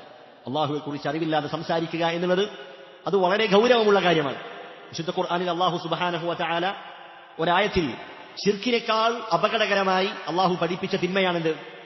അല്ലാഹുവിനെ കുറിച്ച് അറിവില്ലാതെ സംസാരിക്കുക എന്നുള്ളത്. കാരണം എല്ലാ ശിർക്കിന്റെയും കുഫറിന്റെയും തുടക്കം എന്താണ്? അല്ലാഹുവിനെ കുറിച്ച് അറിവില്ലാതെ സംസാരിച്ചു എന്നുള്ളതാണ്. അതുകൊണ്ട് അത്രയും അപകടകരമായ ഗുരുതരമായ പാപമാണ് അല്ലാഹുവെക്കുറിച്ച്, അവന്റെ വിശേഷണങ്ങളെക്കുറിച്ച്, നാമങ്ങളെക്കുറിച്ച് അറിവില്ലാത്തത് സംസാരിക്കുക എന്നുള്ളത്. അതുകൊണ്ട് തന്നെ ബിദ്അത്തിന്റെ കക്ഷികൾ അവർ ഈ വിഷയത്തിൽ പല തട്ടിലാണ്. ചില ആളുകൾ അവർ അല്ലാഹുവിന്റെ സിഫാത്തുകളെയും അസ്മാഅുകളെയും നാമങ്ങളെയും വിശേഷണങ്ങളെയും മുഴുവനായും നിഷേധിച്ചവർ, അവരാണ് ജഹ്മികൾ. എന്നാൽ ചില ആളുകൾ അവർ അല്ലാഹുവിന്റെ മുഴുവൻ വിശേഷണങ്ങളെയും നിഷേധിച്ചു, അല്ലാഹുവിന്റെ നാമങ്ങളുണ്ട് എന്ന് സ്ഥിരപ്പെടുത്തി, അവരാണ് മുഅ്തസിലാക്കൾ. അതുപോലെ തന്നെ ചില വിഭാഗം ആളുകൾ അല്ലാഹുവിന് ഇസ്മുകളുണ്ട്, അതുപോലെ തന്നെ അല്ലാഹുവിന് ചില വിശേഷണങ്ങളുണ്ട്, എല്ലാ വിശേഷണങ്ങളുമില്ല, അല്ലാഹുവിന് ചില വിശേഷണങ്ങൾ മാത്രം വകവെച്ചു കൊടുക്കുന്നവർ, അല്ലെങ്കിൽ അത് സ്ഥിരപ്പെടുത്തുന്നവർ, അവരാണ് അശ്അരികളും മാതുരീദികളും പോലെയുള്ള പിഴച്ച വിഭാഗം ആളുകൾ. ഇവർക്കെല്ലാം പിഴവ് പറ്റാനുള്ള കാരണം എന്താണ്? അവർ അവരുടെ ബുദ്ധി ഉപയോഗിച്ചുകൊണ്ട് അല്ലാഹുവിന്റെ നാമങ്ങളെക്കുറിച്ചും സിഫാത്തുകളെക്കുറിച്ചും അവർ സംസാരിച്ചു, അല്ലെങ്കിൽ ആ ബുദ്ധിയെ അവർ പ്രമാണമാക്കി എന്നുള്ളതാണ്. അപ്പോൾ അല്ലാഹുവിന്റെ നാമങ്ങളെക്കുറിച്ച് നാം പഠിച്ചിരിക്കേണ്ട ഒന്നാമത്തെ കാര്യമാണ് അസ്മാഉല്ലാഹി തൗഖീഫിയ്യ. രണ്ടാമത്തെ കാര്യം, അസ്മാഉല്ലാഹി കുല്ലുഹാ ഹുസ്ന, അല്ലാഹുവിന്റെ നാമങ്ങളെല്ലാം അത് ഹുസ്നയാണ്. ഹുസ്ന എന്നുള്ളത് അറബിയിൽ അഹ്സൻ, അഹ്സൻ എന്ന് പറഞ്ഞാൽ ഏറ്റവും നല്ലത്, അതിന്റെ മുഅന്നസാണ് എന്ത്? ഹുസ്ന. അപ്പോൾ അല്ലാഹുവിന്റെ നാമങ്ങൾ അത് മുഴുവൻ ഹുസ്നയാണ്. നമ്മൾ മലയാളത്തിൽ എന്ത് പറയും? ഏറ്റവും നല്ല പേരുകൾ, അത്യുത്തമമായ നാമങ്ങൾ. അല്ലാഹു പറഞ്ഞതുപോലെ വലില്ലാഹിൽ അസ്മാഉൽ ഹുസ്ന. എന്താണ് ഹുസ്ന എന്ന് പറഞ്ഞാൽ? പണ്ഡിതന്മാർ പറഞ്ഞു, ബാലിഗത്തുൻ ഫിൽ ഹുസ്നി ഗായതുഹു, അല്ലാഹുവിന്റെ നാമങ്ങൾ അത് ഏറ്റവും അതിന്റെ അർത്ഥത്തിലും അതിന്റെ ഭംഗിയിലുമെല്ലാം ഏറ്റവും അങ്ങേയറ്റം നിറഞ്ഞ നാമങ്ങളാണ്. അതിന്റെ അപ്പുറം ഒരു ഭംഗിയില്ല. അത്രയും നന്മകൾ നിറഞ്ഞ നാമങ്ങളാണ് അല്ലാഹു സുബ്ഹാനഹു വ തആലയുടെ നാമങ്ങൾ. പരിപൂർണമായ അർത്ഥങ്ങൾ ഉൾക്കൊള്ളുന്നതാണ്. അതിൽ ന്യൂനതകളോ പോരായ്മകളോ കുറവുകളോ ഒന്നും നമുക്ക് കണ്ടെത്താൻ കഴിയുകയില്ല. ഒരു ഉദാഹരണം നമുക്ക് പറയുകയാണെങ്കിൽ, അല്ലാഹുവിന്റെ ഒരു നാമമാണ് അൽ ഹൈ. ആയത്തുൽ കുർസിയിൽ അല്ലാഹു പറഞ്ഞു, അല്ലാഹു ലാ ഇലാഹ ഇല്ലാ ഹുവൽ അൽ ഹൈ ഇല്ലാ ഹുവൽ ഹൈ. അൽ ഹൈ എന്നുള്ളത് അല്ലാഹുവിന്റെ നാമമാണ്, എന്നെന്നും ജീവിച്ചിരിക്കുന്നവൻ എന്നാണ് അതിന്റെ അർത്ഥം. അല്ലാഹുവിന്റെ ഈ സിഫത്ത് അത് അല്ലാഹുവിൽ പരിപൂർണമായ രീതിയിലുണ്ട്. അല്ലാഹു എല്ലാത്തിനും കഴിവുള്ളവനാണ്, എല്ലാത്തിനും കുതിരത്തുള്ളവനാണ്, എല്ലാം അറിയുന്നവനാണ്, എല്ലാം കാണുന്നവനാണ്, എല്ലാം കേൾക്കുന്നവനാണ്. അതിൽ യാതൊരു പോരായ്മയും അല്ലാഹുവിന്റെ ആ സിഫത്തിൽ നമുക്ക് കാണാൻ കഴിയുകയില്ല. എന്നാൽ മനുഷ്യർ അവർക്ക് ഹയാത്ത് എന്ന ജീവിതമെന്ന വിശേഷണമുണ്ടാകും. പക്ഷേ എത്രയോ ആളുകളുണ്ട് അവർക്ക് ജീവനുണ്ട്, എണീച്ച് നടക്കാൻ കഴിയുന്നില്ല, കേൾവിയില്ലാത്തവരുണ്ട്, കാഴ്ചയില്ലാത്തവരുണ്ട്. അവരുടെ വിശേഷണം എന്താണ്? അതിൽ ന്യൂനതകളുണ്ട്, ധാരാളം പോരായ്മകളുണ്ട് മനുഷ്യരുടെ വിശേഷണത്തിൽ. അതുപോലെ തന്നെ അല്ലാഹു സുബ്ഹാനഹു വ തആല അവന് തുടക്കമില്ല, അവൻ ആദ്യമേയുള്ളവനാണ്, എന്നെന്നും നിലനിൽക്കുന്നവനാണ്. അൽ അവ്വൽ, തുടക്കമില്ലാത്തവൻ, അതുപോലെ തന്നെ അൽ ആഖിർ, ഒടുക്കമില്ലാത്തവൻ എന്നൊന്നും നിലനിൽക്കുന്നവനാണ് അല്ലാഹു സുബ്ഹാനഹു വ തആല. അല്ലാഹുവിന്റെ ജീവിതം എന്നത് അത് പരിപൂർണമാണ്. എന്നാൽ സൃഷ്ടികളുടെ ജീവിതം അങ്ങനെയല്ല. നമുക്കില്ലാത്തൊരു കാലഘട്ടം കഴിഞ്ഞുപോയിട്ടുണ്ട്. നമ്മൾ ജനിക്കുന്നതിന് മുൻപ് നൂറ്റാണ്ടുകൾ, വർഷങ്ങൾ കഴിഞ്ഞുപോയിട്ടുണ്ട്. ഹൽ അതാ അലൽ ഇൻസാനി ഹീനും മിനദ് ദഹ്രി ലം യകുൻ ശൈഅൻ മദ്കൂറ. ഒന്നും പറയപ്പെടാത്ത ഒരു കാലഘട്ടം മനുഷ്യനിലൂടെ കടന്നുപോയിട്ടുണ്ട്. അങ്ങനെ വല്ലാഹു അഖ്റജകും മിൻ ബുതൂനി ഉമ്മഹാതികും ലാ തഅലമൂന ശൈഅ. നിങ്ങൾ ഒന്നും അറിയാത്തവരായിക്കൊണ്ട് നിങ്ങളുടെ മാതാപിതാക്കളുടെ ഉദരത്തിൽ നിന്ന് അല്ലാഹു നിങ്ങളെ പുറത്തു കൊണ്ടുവന്നു. എന്നിട്ടോ അല്ലാഹു പറയുന്നു കുല്ലു മൻ അലൈഹാ ഫാൻ. ഈ ഭൂലോകത്തുള്ളതെല്ലാം നശിക്കാനുള്ളതാണ്. വയബ്ഖാ വജ്ഹു റബ്ബിക ദുൽ ജലാലി വൽ ഇക്റാം. അല്ലാഹുവിന്റെ ഉദാരമായ അല്ലാഹുവിന്റെ മുഖം മാത്രമാണ് ഇവിടെ അവശേഷിക്കുക. കുല്ലു ശൈഇൻ ഹാലികുൻ, എല്ലാം നശിക്കാനുള്ളതാണ്. ഇല്ലാ വജ്ഹഹു, അല്ലാഹുവിന്റെ മുഖമൊഴികെ. അപ്പോൾ സൃഷ്ടികൾ എന്ന് പറയുന്നത് അവർക്കൊരു തുടക്കമുണ്ട്. അവർക്കില്ലാത്തൊരു കാലഘട്ടം കഴിഞ്ഞുപോയിട്ടുണ്ട്. ഇനിയോ അവർ നശിക്കാനുള്ളതാണ്.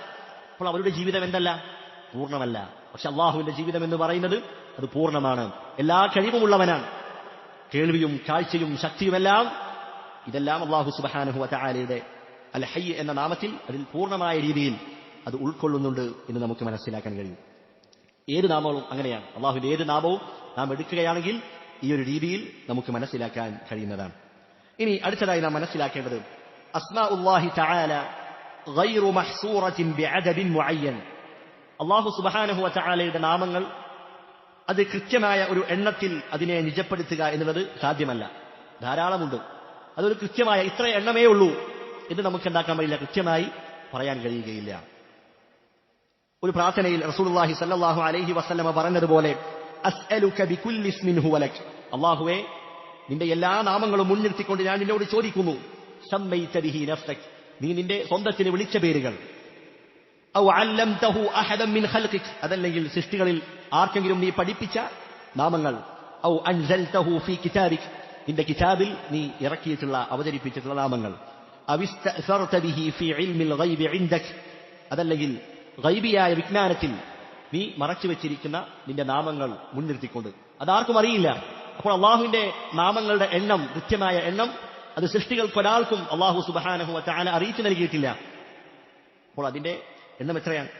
അത് സൃഷ്ടികൾക്കൊരാൾക്കും അറിയുകയില്ല. എന്നാൽ ഒരു ഹദീസിൽ റസൂലുള്ളാഹി സ്വല്ലല്ലാഹു അലൈഹി വസല്ലമ അവിടുന്ന് പറയുന്നു, ഇന്ന ലില്ലാഹി 99 ഇസ്മൻ 100 ഇല്ലാ വാഹിദ. അല്ലാഹു സുബ്ഹാനഹു വ തആലക്ക് 99 നാമങ്ങളുണ്ട്, 100ൽ നിന്ന് ഒന്ന് കുറവ്. എന്നിട്ട് പറയുന്നു മൻ അഹ്സാഹാ ദഖലൽ ജന്ന, ആരെങ്കിലും അത് ഇഹ്സാ ചെയ്താൽ അവൻ സ്വർഗ്ഗത്തിൽ പ്രവേശിക്കുന്നതാണ്. ഈ ഹദീസിൽ നിന്ന് എന്തില്ല? അല്ലാഹുവിന് 99 നാമങ്ങളേ ഉള്ളൂ എന്ന് നമുക്ക് ലഭിക്കുകയില്ല. അതേതുപോലെയാണ് ഒരാൾ പറയുകയാണ്, ഞാൻ ഹജ്ജ് ചെയ്യുന്നതിനു വേണ്ടി അല്ലെങ്കിൽ പാവപ്പെട്ട ആളുകൾക്ക് സദഖ ചെയ്യുന്നതിനു വേണ്ടി ഒരു 2 ലക്ഷം മാറ്റിവെച്ചിട്ടുണ്ട് എന്ന് പറഞ്ഞാൽ അദ്ദേഹത്തിന്റെ കയ്യിൽ 2 ലക്ഷമേ ഉള്ളൂ എന്നർത്ഥമില്ല. വേറെയും സമ്പത്തുകളുണ്ട്. ആ ഒരു പ്രയോഗമാണ്, അത്തരത്തിലുള്ള ഒരു പ്രയോഗമാണ്, ഒരു അറബി ഭാഷയിലെ പ്രയോഗമാണ് ഇതെന്ന് ഇതിന്റെ വിശദീകരണത്തിൽ നമുക്ക് കാണാം. അപ്പോൾ മൻ അഹ്സാഹാ ദഖലൽ ജന്ന, അല്ലാഹുവിന്റെ 99 നാമങ്ങൾ ആരെങ്കിലും ഇഹ്സാ ചെയ്താൽ അവൻ സ്വർഗ്ഗത്തിൽ പ്രവേശിക്കുന്നതാണ്. എന്താണ് ഇഹ്സാ എന്ന് പറഞ്ഞാൽ? ഹിഫ്ളുഹ, ആ നാമങ്ങൾ മനഃപ്പാഠമാക്കുക. അതുപോലെ ഫഹ്മു മആനീഹ, അതിന്റെ അർത്ഥങ്ങൾ പഠിക്കുക. അതുപോലെ വൽ അമലു ബിമുഖ്തളാഹ, ആ നാമങ്ങൾക്കനുസരിച്ച് നമ്മൾ ജീവിക്കുക. ആ നാമങ്ങൾ എന്താണോ നമ്മോട് തേടുന്നത് അതിനനുസരിച്ച് നമ്മൾ ജീവിക്കുക. അതല്ലാതെ ചില ആളുകൾ ധരിച്ചതുപോലെ അതൊരു പേപ്പറിൽ ഇങ്ങനെ എഴുതി പാട്ടുപോലെ കാണാതെ പഠിച്ചാൽ മാത്രം ഒതുങ്ങുന്നതല്ല ഇഹ്സാ എന്ന് പറയുന്നത്. ആ നാമങ്ങൾ പഠിക്കുക, അതിന്റെ അർത്ഥം ഗ്രഹിക്കുക, മനസ്സിലാക്കുക, അതിന്റെ ആശയം പഠിക്കുക, അതനുസരിച്ച് നമ്മൾ ജീവിക്കുക. അള്ളാഹു അവൻ അൽ അഹദ്, അള്ളാഹു അഹദാണ് എന്ന് മനസ്സിലാക്കിയാൽ പിന്നെ അള്ളാഹുവിന്റെ കൂടെ മറ്റൊരാളെ പങ്കു ചേർക്കാൻ പാടില്ല. അള്ളാഹു റസ്സാഖാണ്, അള്ളാഹുവാണ് റിസ്ക് നൽകുന്നതെന്ന് മനസ്സിലാക്കിയാൽ നാം റിസ്ക് ചോദിക്കേണ്ടത് അള്ളാഹുവിനോടാണ്. ഇങ്ങനെ അള്ളാഹുവിന്റെ ഏത് നാമങ്ങൾ എടുത്താലും അതിനനുസരിച്ച് നമ്മൾ അതിന്റെ അർത്ഥം പഠിക്കുകയും അതനുസരിച്ച് ജീവിക്കുകയും ചെയ്യുകയാണെങ്കിൽ അത്തരത്തിലുള്ള ആളുകൾ അവരാണ് സ്വർഗ്ഗത്തിൽ പ്രവേശിക്കുക എന്ന് റസൂലുള്ളാഹി സ്വല്ലല്ലാഹു അലൈഹി വസല്ലമ പറഞ്ഞിട്ടുള്ളത്. എന്നിട്ട് ശൈഖുൽ ഇസ്ലാം ഇബ്നു തൈമിയ റഹിമഹുല്ലാഹ് അടുത്ത വരിയിൽ പറയുകയാണ്, വജമീഉ ആയാതി സിഫാതി ഉമിറുഹ ഹഖൻ കമാ നഖല തിറാസുൽ അവ്വലു. അല്ലാഹുവിന്റെ സിഫാത്തുകൾ വന്നിട്ടുള്ള എല്ലാ ആയത്തുകളും അതെങ്ങനെയാണോ സ്ഥിരപ്പെട്ട് വന്നിട്ടുള്ളത് അതുപോലെ ഞാൻ സ്ഥിരപ്പെടുത്തും. എങ്ങനെ? ഹഖൻ കമാ നഖല തിറാസുൽ അവ്വലു. അത്തിറാസുൽ അവ്വൽ എന്ന് പറഞ്ഞാൽ ആദ്യ നൂറ്റാണ്ടുകാർ അഥവാ സ്വഹാബത്ത്, താബിഈങ്ങൾ, തബഉ താബിഈങ്ങൾ, ആദ്യത്തെ 3 തലമുറ, ഈ 3 തലമുറയിലുള്ള ആളുകൾ അഥവാ സലഫുസ് സാലിഹീങ്ങൾ എന്നാണ് അവർക്ക് പറയുക. സലഫുകൾ അവരെങ്ങനെയാണോ നമുക്കത് ഉദ്ധരിച്ചു തന്നത്, നമുക്കത് കൈമാറി വന്നത്, അതുപോലെ തന്നെ ഞാൻ അതിനെ സ്ഥിരപ്പെടുത്തും. വഅറുദ്ദു ഉഹ്ദതഹ ഇലാ നുഖാലിഹ. അല്ലാഹുവിന്റെ നാമഗുണ വിശേഷണങ്ങൾ, അതിന്റെ ഉത്തരവാദിത്തം, അതിന്റെ മാനദണ്ഡം അത് നമുക്ക് എത്തിച്ചു തന്ന ആളുകൾ, അവരിലേക്ക് തന്നെ നാം അതിനെ മടക്കുന്നതാണ്. അഥവാ റസൂലുള്ളാഹി സ്വല്ലല്ലാഹു അലൈഹി വസല്ലമയിൽ നിന്ന് ഇത് കേട്ടതാരാണ്? സ്വഹാബത്താണ്. സ്വഹാബത്തിൽ നിന്ന് താബിഈങ്ങൾ, അവരിൽ നിന്ന് പണ്ഡിതന്മാർ, അങ്ങനെ വിശ്വസ്തരായ സനദിലൂടെയാണ് നമുക്കിത് കൈമാറ്റം ചെയ്തു വന്നത്. അവർ അള്ളാഹുവിന്റെ നാമങ്ങളെ കുറിച്ച് എന്താണോ പറയുന്നത് അത് തന്നെയാണ് നാം ഇന്നും പറയുന്നത്. നമുക്ക് പുതുതായി ഒരു അഭിപ്രായമില്ല. വഅസൂലുഹാ അൻ കുല്ലി മാ യുതഖയ്യലു. അള്ളാഹുവിന്റെ നാമങ്ങളെയും വിശേഷണങ്ങളെയും കുറിച്ച് സൃഷ്ടികളുടെ ചിന്തയിൽ ഉദിക്കുന്ന എല്ലാ പിഴച്ച കാര്യങ്ങളിൽ നിന്നും ഞാൻ അതിനെ സംരക്ഷിക്കുന്നതാണ് എന്നാണ് ശൈഖുൽ ഇസ്ലാം ഇബ്നു തൈമിയ്യ റഹിമഹുള്ള അദ്ദേഹം പറഞ്ഞിട്ടുള്ളത്. സിഫാത്തുകളുമായി ബന്ധപ്പെട്ട കാര്യമാണ്. അള്ളാഹുവിന്റെ സിഫാത്തുകൾ ധാരാളമുണ്ട്, അത് നമ്മൾ പഠിക്കേണ്ടതുണ്ട്. അള്ളാഹുവിന്റെ സിഫാത്തുകൾ അത് 2 രൂപത്തിലാണ് ഉണ്ടാവുക. ഒന്നാമത്തത് സിഫത്തുൻ ദാതിയ്യത്തുൻ, അള്ളാഹുവിന്റെ ദാത്തിലുള്ള, അള്ളാഹുവിന്റെ അസ്തിത്വത്തിലുള്ള അവന്റെ വിശേഷണങ്ങൾ. അള്ളാഹുവിന് 2 കരങ്ങളുണ്ട്, അള്ളാഹുവിന് വജ്ഹുണ്ട്, അള്ളാഹുവിന് അൽ അസാബിഅ വിരലുകളുണ്ട്. അങ്ങനെ അള്ളാഹുവിന്റെ ദാത്തിയായ വിശേഷണങ്ങളുണ്ട്. അതൊരിക്കലും അള്ളാഹുവിൽ നിന്ന് വേർപെടുകയില്ല, എപ്പോഴും അള്ളാഹുവുമായി കൂടി നിലനിൽക്കുന്നതാണത് സിഫത്തുൻ ദാത്തിയ്യ. രണ്ടാമത് സിഫത്തുൻ ഫിഅലിയ്യ, ഫിഅലിയായ സിഫത്തുകളുണ്ട്. അള്ളാഹു 1-ാം ആകാശത്തേക്ക് ഇറങ്ങി വരും, അള്ളാഹു സംസാരിക്കും, ഇതൊക്കെ അള്ളാഹുവിന്റെ ഫിഅലിയായ സിഫത്തുകളാണ്. ഇത് അള്ളാഹുവിന്റെ മശീഅത്തുമായി ബന്ധപ്പെട്ടതാണ്. അത് അള്ളാഹു എപ്പോഴാണോ ഉദ്ദേശിക്കുന്നത് ആ സമയത്ത് അള്ളാഹുവിന്റെ മഹത്വത്തിനും അള്ളാഹുവിന്റെ അളമത്തിനും യോജിച്ച രൂപത്തിൽ അള്ളാഹു സുബ്ഹാനഹു വ തആല അത് നിർവഹിക്കുന്നതാണ്. ഈ 2 രൂപത്തിലുള്ള സിഫാത്തുകളും അത് രണ്ടും നാം സ്ഥിരപ്പെടുത്തേണ്ടതുണ്ട്. അപ്പോൾ ഇവിടെ ശൈഖുൽ ഇസ്ലാം ഇബ്നു തൈമിയ്യ പറഞ്ഞതുപോലെ ഉമിർറൂഹ, അതെങ്ങനെയാണോ സ്ഥിരപ്പെട്ടു വന്നത് അതുപോലെ നാം അതിനെ സ്ഥിരപ്പെടുത്തും എന്ന് പറഞ്ഞാൽ അതിന്റെ അർത്ഥം എന്താണ്? അള്ളാഹുവിന്റെ സിഫാത്തുകൾ എങ്ങനെയാണോ വന്നത് അതുപോലെ നമ്മൾ അത് സ്ഥിരപ്പെടുത്തും. അതിന്റെ എന്ത് പറയില്ല, രൂപം പറയില്ല. അള്ളാഹുവിന്റെ സിഫാത്തുകളുടെ രൂപം പറയുക എന്നുള്ളത് അത് പാടില്ല. റസൂലുള്ളാഹി സ്വല്ലല്ലാഹു അലൈഹി വസല്ലം നമുക്ക് രൂപം അറിയിച്ചു നൽകിയിട്ടില്ല.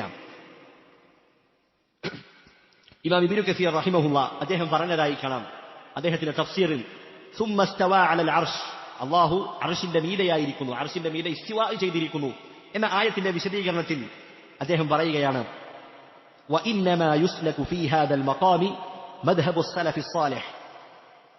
ഈ ഒരു വിഷയത്തിൽ നാം ആരുടെ മാർഗമാണ് സ്വീകരിക്കേണ്ടത്? സലഫു സ്സാലിഹീങ്ങളുടെ മാർഗം, അതിലേക്കാണ് നാം പ്രവേശിക്കേണ്ടത്. എന്നിട്ട് കുറച്ച് പണ്ഡിതന്മാരുടെ പേര് അദ്ദേഹം പറയുന്നു. മാലികുൻ വൽ ഔസാഇയ്യു വസ്സൗരിയ്യു വല്ലൈസ് ബിൻ സഅദ് വശാഫിഇയ്യു വഅഹ്മദ് ബിൻ ഹംബൽ വഇസ്ഹാഖ് ബിൻ റാഹവൈ വഗൈറുഹും. ഈ പറയപ്പെട്ട പണ്ഡിതന്മാരും അതല്ലാത്തവരും മിൻ അഇമ്മത്തിൽ മുസ്ലിമീന ഖദീമൻ വഹദീസ, മുൻകാലക്കാരും അതുപോലെ തന്നെ ആധുനികരുമായ മുസ്ലിം ഉമ്മത്തിലെ അഇമ്മത്തുകൾ, പണ്ഡിതന്മാർ, അവരുടെ മാർഗത്തിലാണ് നാം പ്രവേശിക്കേണ്ടത്. അവരുടെ മാർഗം എന്താണ്? വഹുവ ഇംറാറുഹാ കമാ ജാഅത്, അല്ലാഹുവിന്റെ സിഫാത്തുകൾ അതെങ്ങനെ വന്നുവോ അതേ പ്രകാരം സ്ഥിരപ്പെടുത്തുക. മിൻ ഗൈരി തക്യീഫിൻ, അതിന് രൂപം പറയാൻ പാടില്ല. വലാ തശ്ബീഹിൻ, അതിനെ സൃഷ്ടികളുമായി സദൃശ്യപ്പെടുത്താൻ പാടില്ല. വലാ തഅതീലിൻ, അതിനെ നിഷേധിക്കാനും പാടില്ല. അപ്പോൾ അള്ളാഹുവിന്റെ സിഫാത്തുകൾക്ക് രൂപമുണ്ട്, പക്ഷെ രൂപം അള്ളാഹു സുബ്ഹാനഹു വ തആല നമുക്ക് അറിയിച്ചു നൽകിയിട്ടില്ല. കാരണം രൂപമില്ലാത്ത ഒരു കാര്യത്തിന് എന്തുണ്ടാവില്ല? നിലനിൽപ്പുണ്ടാവില്ല. പക്ഷെ രൂപം റസൂലുള്ളാഹി സ്വല്ലല്ലാഹു അലൈഹി വസല്ലമ നമുക്ക് അറിയിച്ചു നൽകിയിട്ടില്ല. അപ്പോൾ അഹ്ലുസുന്ന അവർ അള്ളാഹുവിന്റെ കൈഫിയത്തിനെ കുറിച്ച് സംസാരിക്കുകയില്ല. ബിലാ കൈഫ് എന്ന് പറഞ്ഞാൽ അതിന്റെ അർത്ഥം എന്താണ്? അത് നിഷേധിക്കുന്നത് എന്താണ്? അള്ളാഹുവിന്റെ സിഫാത്തുകൾക്ക് കൈഫിയത്തില്ല എന്നല്ല, മറിച്ച് അതിനെക്കുറിച്ചുള്ള ഇൽമ് നമുക്ക് ലഭിച്ചിട്ടില്ല എന്നതിനെയാണ് അഹ്ലുസുന്ന വൽ ജമാഅ അതിനെയാണ് നിരാകരിക്കുന്നത്. അതുകൊണ്ട് തന്നെ ഇമാം മാലിക് റഹിമഹുല്ല നമുക്കറിയുന്ന സംഭവമാണ്.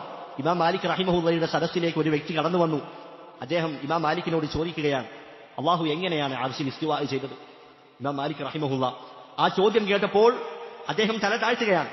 അദ്ദേഹം ഇതിന്റെ റിവായത്തിൽ നമുക്ക് കാണാൻ കഴിയും, ഇമാം മാലിക് റഹിമഹുല്ല അദ്ദേഹം വിയർത്ത് കുളിച്ചു. അങ്ങനെ അദ്ദേഹം തല പൊന്തിക്കുകയാണ്. എന്നിട്ട് അദ്ദേഹം പറഞ്ഞത് എന്താണ്?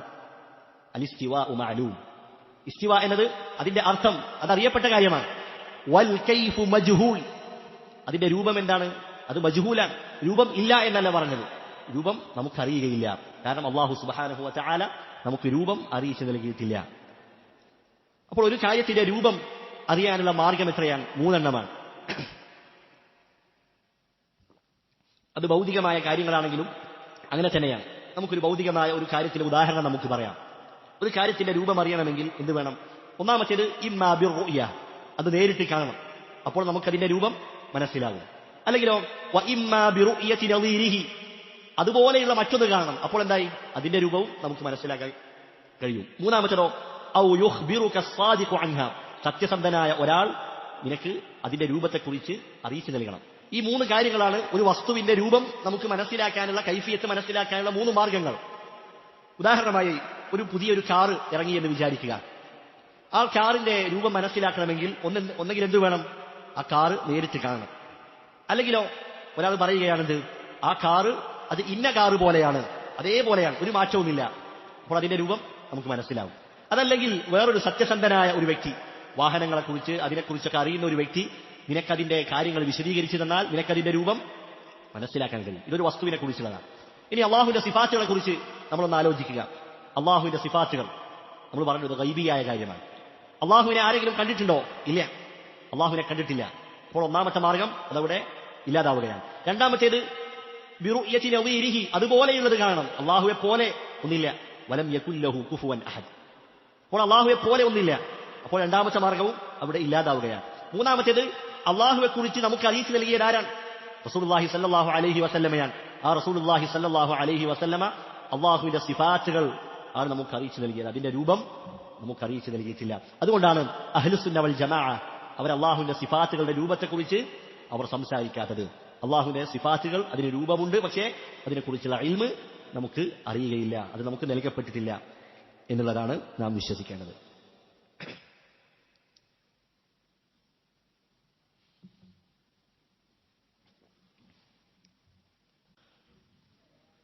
അള്ളാഹുവിന്റെ സിഫാത്തുകളുമായി ബന്ധപ്പെട്ടാണ് നാം സംസാരിച്ചുകൊണ്ടിരിക്കുന്നത്. അടുത്തതായി മനസ്സിലാക്കേണ്ടത് സിഫാത്തുല്ലാഹി കുല്ലുഹാ സിഫാത്തു കമാലിൻ ലാ നഖ്സ ഫീഹാ, അള്ളാഹുവിന്റെ എല്ലാ സിഫാത്തുകളും അത് പരിപൂർണമാണ്. അതിൽ യാതൊരു ന്യൂനതകളോ പോരായ്മകളോ ഒന്നും നമുക്ക് കണ്ടെത്താൻ കഴിയുകയില്ല. അത് പൂർണ്ണതയുടെ വിശേഷണങ്ങൾ മാത്രമാണ്. എന്തുകൊണ്ടാണ് അള്ളാഹുവിന്റെ വിശേഷണങ്ങൾ അത് പൂർണ്ണമാണ് എന്ന് പറയുന്നത്? എന്താണ്? ഇബാദത്തിന് അർഹരായവൻ അവർ പൂർണ്ണമായ വിശേഷണങ്ങൾ ഉൾക്കൊണ്ടവരായിരിക്കും. അതുകൊണ്ട് തന്നെ വിശുദ്ധ ഖുർആൻ നാം പരിശോധിക്കുമ്പോൾ അല്ലാഹു സുബ്ഹാനഹു വ തആല ശിർക്കിന്റെ വക്താക്കൾ അവരുടെ ശിർക്കിനെ അല്ലാഹു എതിർക്കുന്ന സന്ദർഭത്തിൽ അല്ലാഹു പറയുന്ന ഒരു കാര്യമുണ്ട്. എന്താണ്? അവർ ആരാധിക്കുന്ന വസ്തുക്കൾ, അവർ ആരെയാണോ വിളിച്ചു പ്രാർത്ഥിക്കുന്നത് അവർക്ക് ന്യൂനതകളുടെ വിശേഷണങ്ങൾ അല്ലാഹു ചാർത്തിക്കൊടുക്കുകയാണ്. നിങ്ങൾ ആരാധിക്കുന്ന ആളുകൾ അവർ ന്യൂനതകളുള്ളവരാണ്. അപ്പോൾ ഇത്തരത്തിൽ പോരായ്മകളും ന്യൂനതകളും ഉള്ളവർ അവർ ആരാധിക്കപ്പെടാൻ അർഹരല്ല. ഈസ അലൈഹിസ്സലാമിനെയും അതുപോലെ മറിയം ബീവിയെയും വിളിച്ചു പ്രാർത്ഥിക്കുന്നവരുണ്ട്. അല്ലാഹു സുബ്ഹാനഹു വ തആല വിശുദ്ധ ഖുർആനിൽ പറയുകയാണ്, കാനാ യഅകുലാനി ത്വആം, അവർ ഇരുവരും ഭക്ഷണം കഴിക്കുന്നവരാണ്, ഭക്ഷണത്തിലേക്ക് ആവശ്യമുള്ളവരാണ്, വിശക്കുന്നവരാണ്. അവരെങ്ങനെയാണ് ഇബാദത്തിന് അർഹരാവുക? നമ്മെപ്പോലെ ക്ഷീണിക്കുന്ന, നമ്മെപ്പോലെ വിശക്കുന്ന ആളുകൾ അവരെങ്ങനെയാണ് ഇബാദത്തിന് അർഹരാവുക? അല്ലാഹു സുബ്ഹാനഹു വ തആല വിശുദ്ധ ഖുർആനിൽ എത്രയോ സ്ഥലങ്ങളിൽ ഇത് പറഞ്ഞതായി കാണാം. അല്ലാഹു പറയുന്നു, വല്ലദീന യദ്ഊന മിൻ ദൂനില്ലാഹ്, അല്ലാഹുവിന് പുറമെ നിങ്ങൾ ആരെയൊക്കെ വിളിച്ചു പ്രാർത്ഥിക്കുന്നുവോ ലാ യഖ്ലുഖൂന ശൈഅ, അവരൊന്നും തന്നെ സൃഷ്ടിച്ചിട്ടില്ല, സൃഷ്ടിക്കാൻ കഴിവില്ലാത്തവരാണ്. വഹും യുഖ്ലഖൂൻ, അതോടൊപ്പം ആ വിളിച്ചു പ്രാർത്ഥിക്കപ്പെടുന്നവർ അവർ അല്ലാഹുവിന്റെ സൃഷ്ടികളാണ്, അവർ സൃഷ്ടിക്കപ്പെട്ടവരാണ്. എന്നിട്ട് പറയുന്നു അംവാതുൻ, അവർ മരണപ്പെട്ടവരാണ്, ഗൈറു അഹ്യാഇൻ, ജീവനുള്ളവരല്ല. വമാ യശ്ഉറൂന അയ്യാന യുബഅസൂൻ, എന്നാണ് ഉയർത്തെഴുന്നേൽപ്പിക്കപ്പെടുക എന്ന് പോലും അവർക്കറിയുകയില്ല. ഇവിടെ നോക്കൂ, അള്ളാഹുവിന് പുറമെ വിളിച്ച് പ്രാർത്ഥിക്കപ്പെടുന്ന ആളുകൾ അവർക്ക് ന്യൂനതകളുടെ വിശേഷണങ്ങൾ അള്ളാഹു അവർക്ക് ചാർത്തിക്കൊടുക്കുകയാണ്. ഇത്തരത്തിൽ ന്യൂനതകളുള്ള ആളുകൾ അവർ ഇബാദത്തിന് അർഹരല്ല. മറ്റൊരായത്തിൽ അള്ളാഹു പറയുന്നു, ഇന്നല്ലദീന തദ്ഊന മിൻ ദൂനില്ലാഹ്, നിങ്ങൾ അള്ളാഹുവിന് പുറമെ വിളിച്ച് പ്രാർത്ഥിക്കുന്നവർ, അത് അമ്പിയാക്കന്മാരായിക്കൊള്ളട്ടെ, സ്വാലിഹീങ്ങളായിക്കൊള്ളട്ടെ, മലക്കുകളാകട്ടെ, ജിന്നുകളാകട്ടെ, ആരുമായിക്കൊള്ളട്ടെ, ഇബാദുൻ അംസാലുക്കും, അവർ നിങ്ങളെപ്പോലെയുള്ള അടിമകളാണ്, അള്ളാഹുവിന്റെ അടിമകളാണ്. ഒരു ഉമ്മയുടെയും ഉപ്പയുടെയും മകനായി ജനിച്ചതാണ്. അതുപോലെ ശൈശവവും യുവത്വവും വാർദ്ധക്യവും ഒക്കെ കഴിഞ്ഞ് മരണപ്പെട്ടു പോയവരാണ്, വിശക്കുന്നവരാണ്, ക്ഷീണിക്കുന്നവരാണ്, ഉറങ്ങുന്നവരാണ്. ഇതുപോലെയുള്ള നിങ്ങളെപ്പോലെയുള്ള അള്ളാഹുവിന്റെ അടിമകളാണ്. എന്നിട്ട് അള്ളാഹു പറയുന്നു ഫദ്ഉഹും ഫൽയസ്തജീബൂ ലക്കും ഇൻ കുൻതും സാദിഖീൻ. നിങ്ങളുടെ വാദത്തിൽ സത്യസന്ധരാണെങ്കിൽ നിങ്ങൾ എന്ത് ചെയ്യുക? നിങ്ങൾ അവരെ വിളിച്ച് പ്രാർത്ഥിക്കുക. അവർ നിങ്ങൾക്ക് ഉത്തരം നൽകുന്നുണ്ടോ എന്ന് നോക്കട്ടെ. അപ്പോൾ എന്താണ് അള്ളാഹു അവന് പുറമെ വിളിച്ച് പ്രാർത്ഥിക്കുന്ന ആളുകൾ അവർക്ക് ന്യൂനതകൾ ചാർത്തിക്കൊടുക്കുകയാണ്. മഹാനായ ഇബ്രാഹിം അലൈഹിസ്സലാം തന്റെ പിതാവിനെ വിളിച്ചു പറയുന്നു, ഇദ് ഖാല ലിഅബീഹി യാ അബതി ലിമ തഅബുദു മാ ലാ യസ്മഉ വലാ യുബ്സിറു വലാ യുഗ്നി അൻക ശൈഅ. എന്റെ പിതാവെ, കേൾക്കുകയോ കാണുകയോ താങ്കൾക്ക് യാതൊരു ഉപകാരവും ചെയ്യാത്ത വസ്തുക്കൾ അവർ എന്തിനാണ് താങ്കൾ ആരാധിക്കുന്നത്, ഇബാദത്ത് ചെയ്യുന്നത്? നോക്കൂ, ഇത്തരത്തിലുള്ള ന്യൂനതകൾ ഉള്ള വസ്തുക്കൾ അവരെന്തെല്ലാം ആരാധിക്കപ്പെടാൻ അർഹരല്ല. അപ്പോൾ അള്ളാഹുവിന്റെ സിഫാത്തുകൾ അത് മുഴുവൻ അത് പരിപൂർണമാണ്. അത്തരത്തിൽ പരിപൂർണമായ വിശേഷണങ്ങൾ ഉള്ളവർ മാത്രമേ ഇബാദത്തിന് അർഹരുള്ളൂ. ധാരാളം തെളിവുകൾ, ആയത്തുകൾ നമുക്ക് കാണാൻ കഴിയുന്നതാണ്. രണ്ടാമത്തേത്, പണ്ഡിതന്മാർ പറയുകയാണ്, സൃഷ്ടികളിൽ നമ്മൾ ധാരാളം നല്ല വിശേഷണങ്ങളുള്ള ആളുകളെ കാണാറുണ്ട്. നല്ല സ്വഭാവമുള്ളവർ, ധാരാളമായി സമ്പത്ത് ചെലവഴിക്കുന്നവർ, അതുപോലെ നല്ല ക്ഷമയുള്ള ആളുകൾ. അവർക്ക് ഈ സ്വഭാവം ആരാണ് നൽകിയത്? അല്ലാഹു സുബ്ഹാനഹു വ തആലയാണ്. എന്നിട്ട് പണ്ഡിതന്മാർ പറയുകയാണ്, ഫമുഅ്തിൽ കമാലു ഔലാ ബിഹി. ഇത്തരം നല്ല വിശേഷണങ്ങളൊക്കെ നൽകിയ അല്ലാഹു എന്തുകൊണ്ടും അവരെക്കാൾ നല്ല വിശേഷണങ്ങൾ അതിന് അർഹനാണ് എന്ന് നമുക്ക് കാണാൻ കഴിയും. അതുകൊണ്ട് തന്നെ പൂർണ്ണമായും ന്യൂനതയുള്ള പോരായ്മയുള്ള വിശേഷണങ്ങൾ അതൊന്നും അല്ലാഹു സുബ്ഹാനഹു വ തആലക്ക് ഉണ്ടാവുകയില്ല. അതുപോലെ നാം മനസ്സിലാക്കുന്ന മറ്റൊരു കാര്യമാണ്, അല്ലാഹുവിന്റെ സിഫാത്തുകൾ അത് രണ്ട് രൂപത്തിലാണ് വരിക. ഒന്നാമത്തേത് സുബൂതിയ്യത്തുൻ. സുബൂതിയ്യ എന്ന് പറഞ്ഞാൽ അല്ലാഹു സുബ്ഹാനഹു വ തആല വിശുദ്ധ ഖുർആനിലോ അല്ലെങ്കിൽ റസൂലുള്ളാഹി സ്വല്ലല്ലാഹു അലൈഹി വസല്ലമ അവിടുത്തെ നാവ് കൊണ്ടോ അല്ലാഹുവിന് ഉണ്ട് എന്ന് സ്ഥിരപ്പെടുത്തിയ സിഫാത്തുകൾ. അല്ലാഹുവിന് ഉണ്ട് എന്ന് പറഞ്ഞ സ്ഥിരപ്പെടുത്തിയ കാര്യങ്ങൾ. ഇങ്ങനെ അല്ലാഹുവിന് ഉണ്ട് എന്ന് പറഞ്ഞ മുഴുവൻ കാര്യങ്ങളും അതൊക്കെ സിഫാത്തു കമാലിൻ, പൂർണ്ണതയുടെ വിശേഷണങ്ങളാണ്. ഈ സിഫാത്തുകളാണ് അല്ലാഹുവിന്റെ സിഫാത്തുകളിൽ ബഹുഭൂരിപക്ഷവും ഇത്തരത്തിലുള്ള സിഫാത്തുകളാണ്, സിഫാത്തുൻ സുബൂതിയ്യ. രണ്ടാമത്തേത് അസ്സൽബിയ്യ അല്ലെങ്കിൽ അൽ മൻഫിയ്യ എന്ന് പറയും. അല്ലാഹു സുബ്ഹാനഹു വ തആല അവനിൽ നിന്ന് നിഷേധിച്ച കാര്യങ്ങൾ. അതുപോലെ റസൂലുള്ളാഹി സ്വല്ലല്ലാഹു അലൈഹി വസല്ലമ അല്ലാഹുവിന് ഇല്ല എന്ന് പറഞ്ഞിട്ടുള്ള കാര്യങ്ങൾ. ഈ പറയപ്പെട്ട കാര്യങ്ങളൊക്കെ എന്തായിരിക്കും? അത് പോരായ്മയുടെ നഖ്സിന്റെ വിശേഷണങ്ങളായിരിക്കും. ഉദാഹരണമായി ആയത്തുൽ കുർസിയിൽ അല്ലാഹു പറഞ്ഞു, ലാ തഖുദുഹു സിനതുൻ വലാ നൗം. അല്ലാഹുവിനെ സിനത്തോ നൗമോ അല്ലാഹുവിനെ ബാധിക്കുകയില്ല, പിടികൂടുകയില്ല. സിനത്ത് എന്ന് പറഞ്ഞാൽ ഉറക്കത്തിന്റെ ആരംഭം, അതിന്റെ തുടക്കം. മലയാളത്തിൽ തൂക്കി ഉറക്കമോ മയക്കം എന്നൊക്കെ പറയാറുണ്ട്. അതുപോലെ തന്നെ ഉറക്കം, ഇത് രണ്ടും അല്ലാഹുവിനെ ബാധിക്കുകയില്ല, ഇത് അല്ലാഹു നിഷേധിക്കുകയാണ്. അതുപോലെ തന്നെ ലം യലിദ് വലം യൂലദ്, അല്ലാഹു നിഷേധിക്കുകയാണ്. ഇത്തരത്തിലുള്ള വിശേഷണങ്ങൾ, അല്ലാഹു നിഷേധിച്ചിട്ടുള്ള കാര്യങ്ങൾ, അതൊക്കെ എന്താണ്? സിഫാത്തു നഖ്സിൻ, പോരായ്മയുടെ വിശേഷണങ്ങളായിരിക്കും. ഈ വിശേഷണങ്ങൾ നിഷേധിക്കുന്ന സമയത്ത് നമ്മൾ എന്ത് ചെയ്യണം? നമ്മൾ ഏത് വിശേഷണത്തെയാണോ നമ്മൾ അതിനെ നിഷേധിക്കുന്നത്, അതിന്റെ നേർ വിപരീത അർത്ഥത്തെ പൂർണ്ണമായ തോതിൽ അല്ലാഹുവിന് ഉണ്ട് എന്ന് സ്ഥിരപ്പെടുത്തണം. അപ്പോൾ അല്ലാഹു പറയുകയാണ്, വതവക്കൽ അലൽ ഹയ്യിൽ ലദീ ലാ യമൂത്ത്. ഒരിക്കലും മരണപ്പെടാത്തവനിൽ നിങ്ങൾ തവക്കുലാക്കുക. അല്ലാഹു നിഷേധിക്കുകയാണ്, അല്ലാഹു മരിക്കുകയില്ല. അപ്പോൾ അല്ലാഹു മരിക്കുകയില്ല എന്ന സിഫത്ത് നമ്മൾ നിഷേധിക്കുമ്പോൾ ആ മരണം എന്നുള്ള ആ സിഫത്തിന്റെ നേർ വിപരീതമാണെന്ത്? അൽ ഹയാത്ത്, ജീവിതം. അപ്പോൾ അല്ലാഹു എന്നെന്നും ജീവിച്ചിരിക്കുന്നവനാണ് എന്ന് നമ്മൾ എന്ത് ചെയ്യണം? സ്ഥിരപ്പെടുത്തണം. അതുപോലെ തന്നെ വലാ യദ്ലിമു റബ്ബുക അഹദ, നിന്റെ റബ്ബ് ഒരാളോടും ദുൽമ് ചെയ്യുകയില്ല. അപ്പോൾ ആ ദുൽമിന്റെ നേർ വിപരീതമാണെന്ത്? അൽ അദിൽ, നീതി. അല്ലാഹു അങ്ങേയറ്റം നീതിയുള്ളവനാണ്, നീതി നിറഞ്ഞവനാണ്. അതുപോലെ തന്നെ വിശുദ്ധ ഖുർആനിൽ അല്ലാഹു പറയുന്നു, വമാ മസ്സനാ മിൻ ലുഗൂബ്, നമ്മെ ക്ഷീണം നമ്മെ എന്താക്കിയിട്ടില്ല, പിടികൂടിയിട്ടില്ല. അപ്പോൾ അതിന്റെ നേർ വിപരീതമായ അല്ലാഹുവിന്റെ ഖുദ്റത്തിനെ നാം എന്ത് ചെയ്യണം? നാം സ്ഥിരപ്പെടുത്തണം. അപ്പോൾ കേവലം ഒരു നിഷേധം, ഒരു കാര്യത്തെ ഇല്ല എന്ന് പറയുക എന്നുള്ളത് എന്തല്ല? അത് പരിപൂർണതയല്ല. അപ്പോൾ ഞാൻ പറയുകയാണ്, ഒരു നിർജീവമായ ഒരു വസ്തുവിനെ കുറിച്ച് ഞാൻ പറയുന്നു, ഈ ചുമര് അത് ഒരാളോടും ദുൽമ ചെയ്യുകയില്ല, അത് ഒരാളെയും ആക്രമിക്കുകയില്ല എന്ന് പറഞ്ഞാൽ അത് അതിനുള്ള മഹത്വമാണോ? അല്ല, അതിനുള്ള കഴിവില്ല. അല്ലെങ്കിൽ ഒരു വൃദ്ധനായ ഒരു വ്യക്തി, ആരോഗ്യമൊക്കെ ക്ഷയിച്ചു പോയ ഒരു വ്യക്തി, അദ്ദേഹം ആരെയും ഉപദ്രവിക്കില്ല, അദ്ദേഹം നല്ല വ്യക്തിയാണ് എന്ന് നമ്മൾ പറയുമ്പോൾ അത് അദ്ദേഹത്തിന്റെ വിശേഷണമല്ല. അതിന്റെ നേർ വിപരീതം സ്ഥിരപ്പെടുത്തുമ്പോഴാണത് അത് ഒരു പരിപൂർണതയാകുന്നത്. അതുകൊണ്ട് അള്ളാഹു അവരിൽ നിന്ന് നിഷേധിച്ച കാര്യങ്ങൾ, അതിന്റെ നേർ വിപരീത അർത്ഥത്തെ അല്ലാഹു സുബ്ഹാനഹു വ തആലക്ക് നാം പരിപൂർണമായ രീതിയിൽ അത് നാം സ്ഥിരപ്പെടുത്തേണ്ടതുണ്ട്. ഇനി അള്ളാഹുവിന്റെ സിഫാത്തുകൾ ധാരാളമുണ്ട്. അള്ളാഹു കോപിക്കുന്നവനാണ്, അള്ളാഹു ചിരിക്കുന്നവനാണ്, അള്ളാഹു സന്തോഷിക്കുന്നവനാണ്. ചില ആളുകളൊക്കെ അള്ളാഹുവിന്റെ സിഫാത്തുകൾ കേൾക്കുമ്പോൾ അവർക്കതൊക്കെ ഒന്ന് അംഗീകരിക്കാൻ പ്രയാസമാണ്. നാം മുമ്പ് തുടക്കത്തിൽ പറഞ്ഞു അള്ളാഹുവിന്റെ സിഫാത്തുകൾ അത് സ്ഥിരപ്പെടുത്താനുള്ള മാർഗം എന്താണ്? അത് തൗഖീഫിയാണ്. ഖുർആനും സുന്നത്തിലും എവിടെ വന്നുവോ അവിടെ നിൽക്കുക. അതുകൊണ്ട് അള്ളാഹുവിന്റെ സിഫാത്തുകൾ അത് നമ്മൾ പഠിക്കേണ്ടതുണ്ട്. അത് പഠിക്കുന്ന സന്ദർഭത്തിൽ 3 കാര്യങ്ങൾ പ്രധാനമായും നാം ശ്രദ്ധിക്കേണ്ടതുണ്ട്.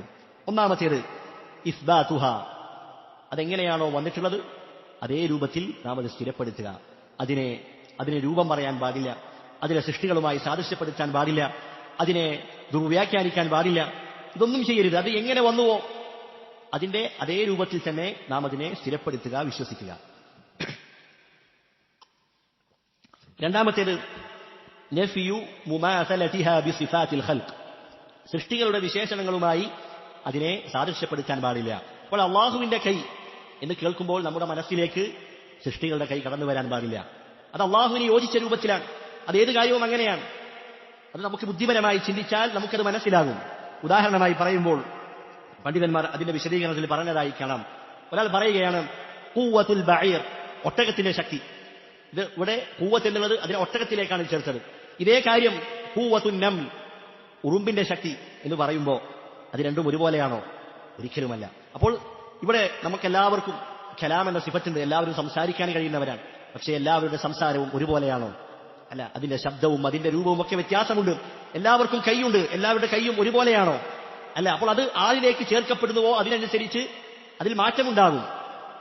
അപ്പോൾ സൃഷ്ടികളിൽ നിന്നും പരിപൂർണമായും വേറിട്ട് നിൽക്കുന്ന അല്ലാഹു സുബ്ഹാനഹു വ തആല അവന്റെ വിശേഷണങ്ങൾ ഒരിക്കലും സൃഷ്ടികളുമായി തുലനപ്പെടുത്താൻ, സാദൃശ്യപ്പെടുത്താൻ നമുക്ക് നിർവാഹമില്ല, അത് പാടില്ല. അതുപോലെ തന്നെ പണ്ഡിതന്മാർ പറഞ്ഞ മറ്റൊരു കാര്യമാണ് അലിത്തിഫാഖു ഫിൽ അസ്മാഇ ലാ യസ്തൽസിമുൽ ഇത്തിഫാഖ് ഫിസ് സിഫാത്ത്. ഒരേ പേരായി ഒരേ നാമമായി എന്നതുകൊണ്ട് അതിന്റെ രൂപവും ഒരുപോലെയാകണമെന്നില്ല. നമ്മൾ കൈ എന്നുള്ളതിന് യദുൻ എന്നാണ് പറയുക. അത് മനുഷ്യരുടെ കൈയാണെങ്കിലും ഇനി മൃഗങ്ങളുടെ കൈയാണെങ്കിലും ഒക്കത്തിനും യദുൻ എന്നാണ് പറയുക. ആ വാക്ക് ഒന്നായി എന്നതുകൊണ്ട് അതിന്റെ രൂപവും അതിന്റെ യാഥാർത്ഥ്യവും ഒരുപോലെയാകണമെന്നില്ല. അത് മനുഷ്യരിൽ തന്നെ, സൃഷ്ടികളിൽ തന്നെ നമുക്ക് കാണാൻ കഴിയും. പിന്നെ എങ്ങനെയാണ് സൃഷ്ടാവായ അല്ലാഹു സുബ്ഹാനഹു വ തആല അവന്റെ വിശേഷണങ്ങളെ സൃഷ്ടികളുമായി സാദൃശ്യപ്പെടുത്തുക? ഇമാം ബുഖാരിയുടെ ഉസ്താദായ നുഐം ഇബ്നു ഹമ്മാദ് അൽ ഖുസാഇ റഹിമഹുല്ലാഹ് അദ്ദേഹം പറയുന്നു, മൻ ശബ്ബഹ അല്ലാഹ ബിഖൽഖിഹി കഫർ. ആരെങ്കിലും അല്ലാഹു സുബ്ഹാനഹു വ തആലയെ സൃഷ്ടികളുമായി സാദൃശ്യപ്പെടുത്തിയാൽ അവൻ കാഫിറായിരിക്കുന്നു എന്ന് അദ്ദേഹം പറഞ്ഞതായി കാണാം. ഇനി മൂന്നാമത്തേത്, അല്ലാഹുവിന്റെ സിഫാത്തുകൾ പഠിക്കുമ്പോൾ മൂന്നാമതായി നാം ശ്രദ്ധിക്കേണ്ടത് ഖത്ഉ ത്വമഇ ഫി തഅറുഫി അലാ കൈഫിയതിഹാ. അല്ലാഹുവിന്റെ സിഫാത്തുകളുടെ രൂപം അതന്വേഷിച്ച് നാം അതിന്റെ പിറകെ പോകേണ്ടതില്ല. കാരണം അല്ലാഹു സുബ്ഹാനഹു വ തആലയും റസൂലുള്ളാഹി സ്വല്ലല്ലാഹു അലൈഹി വസല്ലമയും നമുക്ക് രൂപം അറിയിച്ചു നൽകിയിട്ടില്ല. അതുകൊണ്ട് ഖുർആനിലും സുന്നത്തിലും എങ്ങനെ വന്നുവോ അത് അതേ രൂപത്തിൽ വിശ്വസിക്കുകയാണ് ചെയ്യേണ്ടത്. അതിന്റെ രൂപം പറയാൻ, അത് അന്വേഷിച്ചു പോകുവാൻ പാടില്ല എന്നുള്ളതാണ് അഹ്ലുസുന്ന വൽ ജമാഅയുടെ വിശ്വാസം. അതുകൊണ്ട് അല്ലാഹുവിന്റെ അസ്മാഉകളും സിഫാത്തുകളും പഠിക്കുന്ന സന്ദർഭത്തിൽ ഈ പറയപ്പെട്ട കാര്യങ്ങളൊക്കെ നാം ശ്രദ്ധിക്കുക. അല്ലാഹു സുബ്ഹാനഹു വ തആല ഇൽമു പഠിക്കുവാനും അത് മറ്റുള്ളവർക്ക് എത്തിച്ചു കൊടുക്കുവാനും നമുക്ക് ഏവർക്കും തൗഫീഖ് നൽകി അനുഗ്രഹിക്കുമാറാകട്ടെ. സുബ്ഹാനക അല്ലാഹുമ്മ വബിഹംദിക അശ്ഹദു അൻ ലാ ഇലാഹ ഇല്ലാ അൻത അസ്തഗ്ഫിറുക വഅതൂബു ഇലൈക്.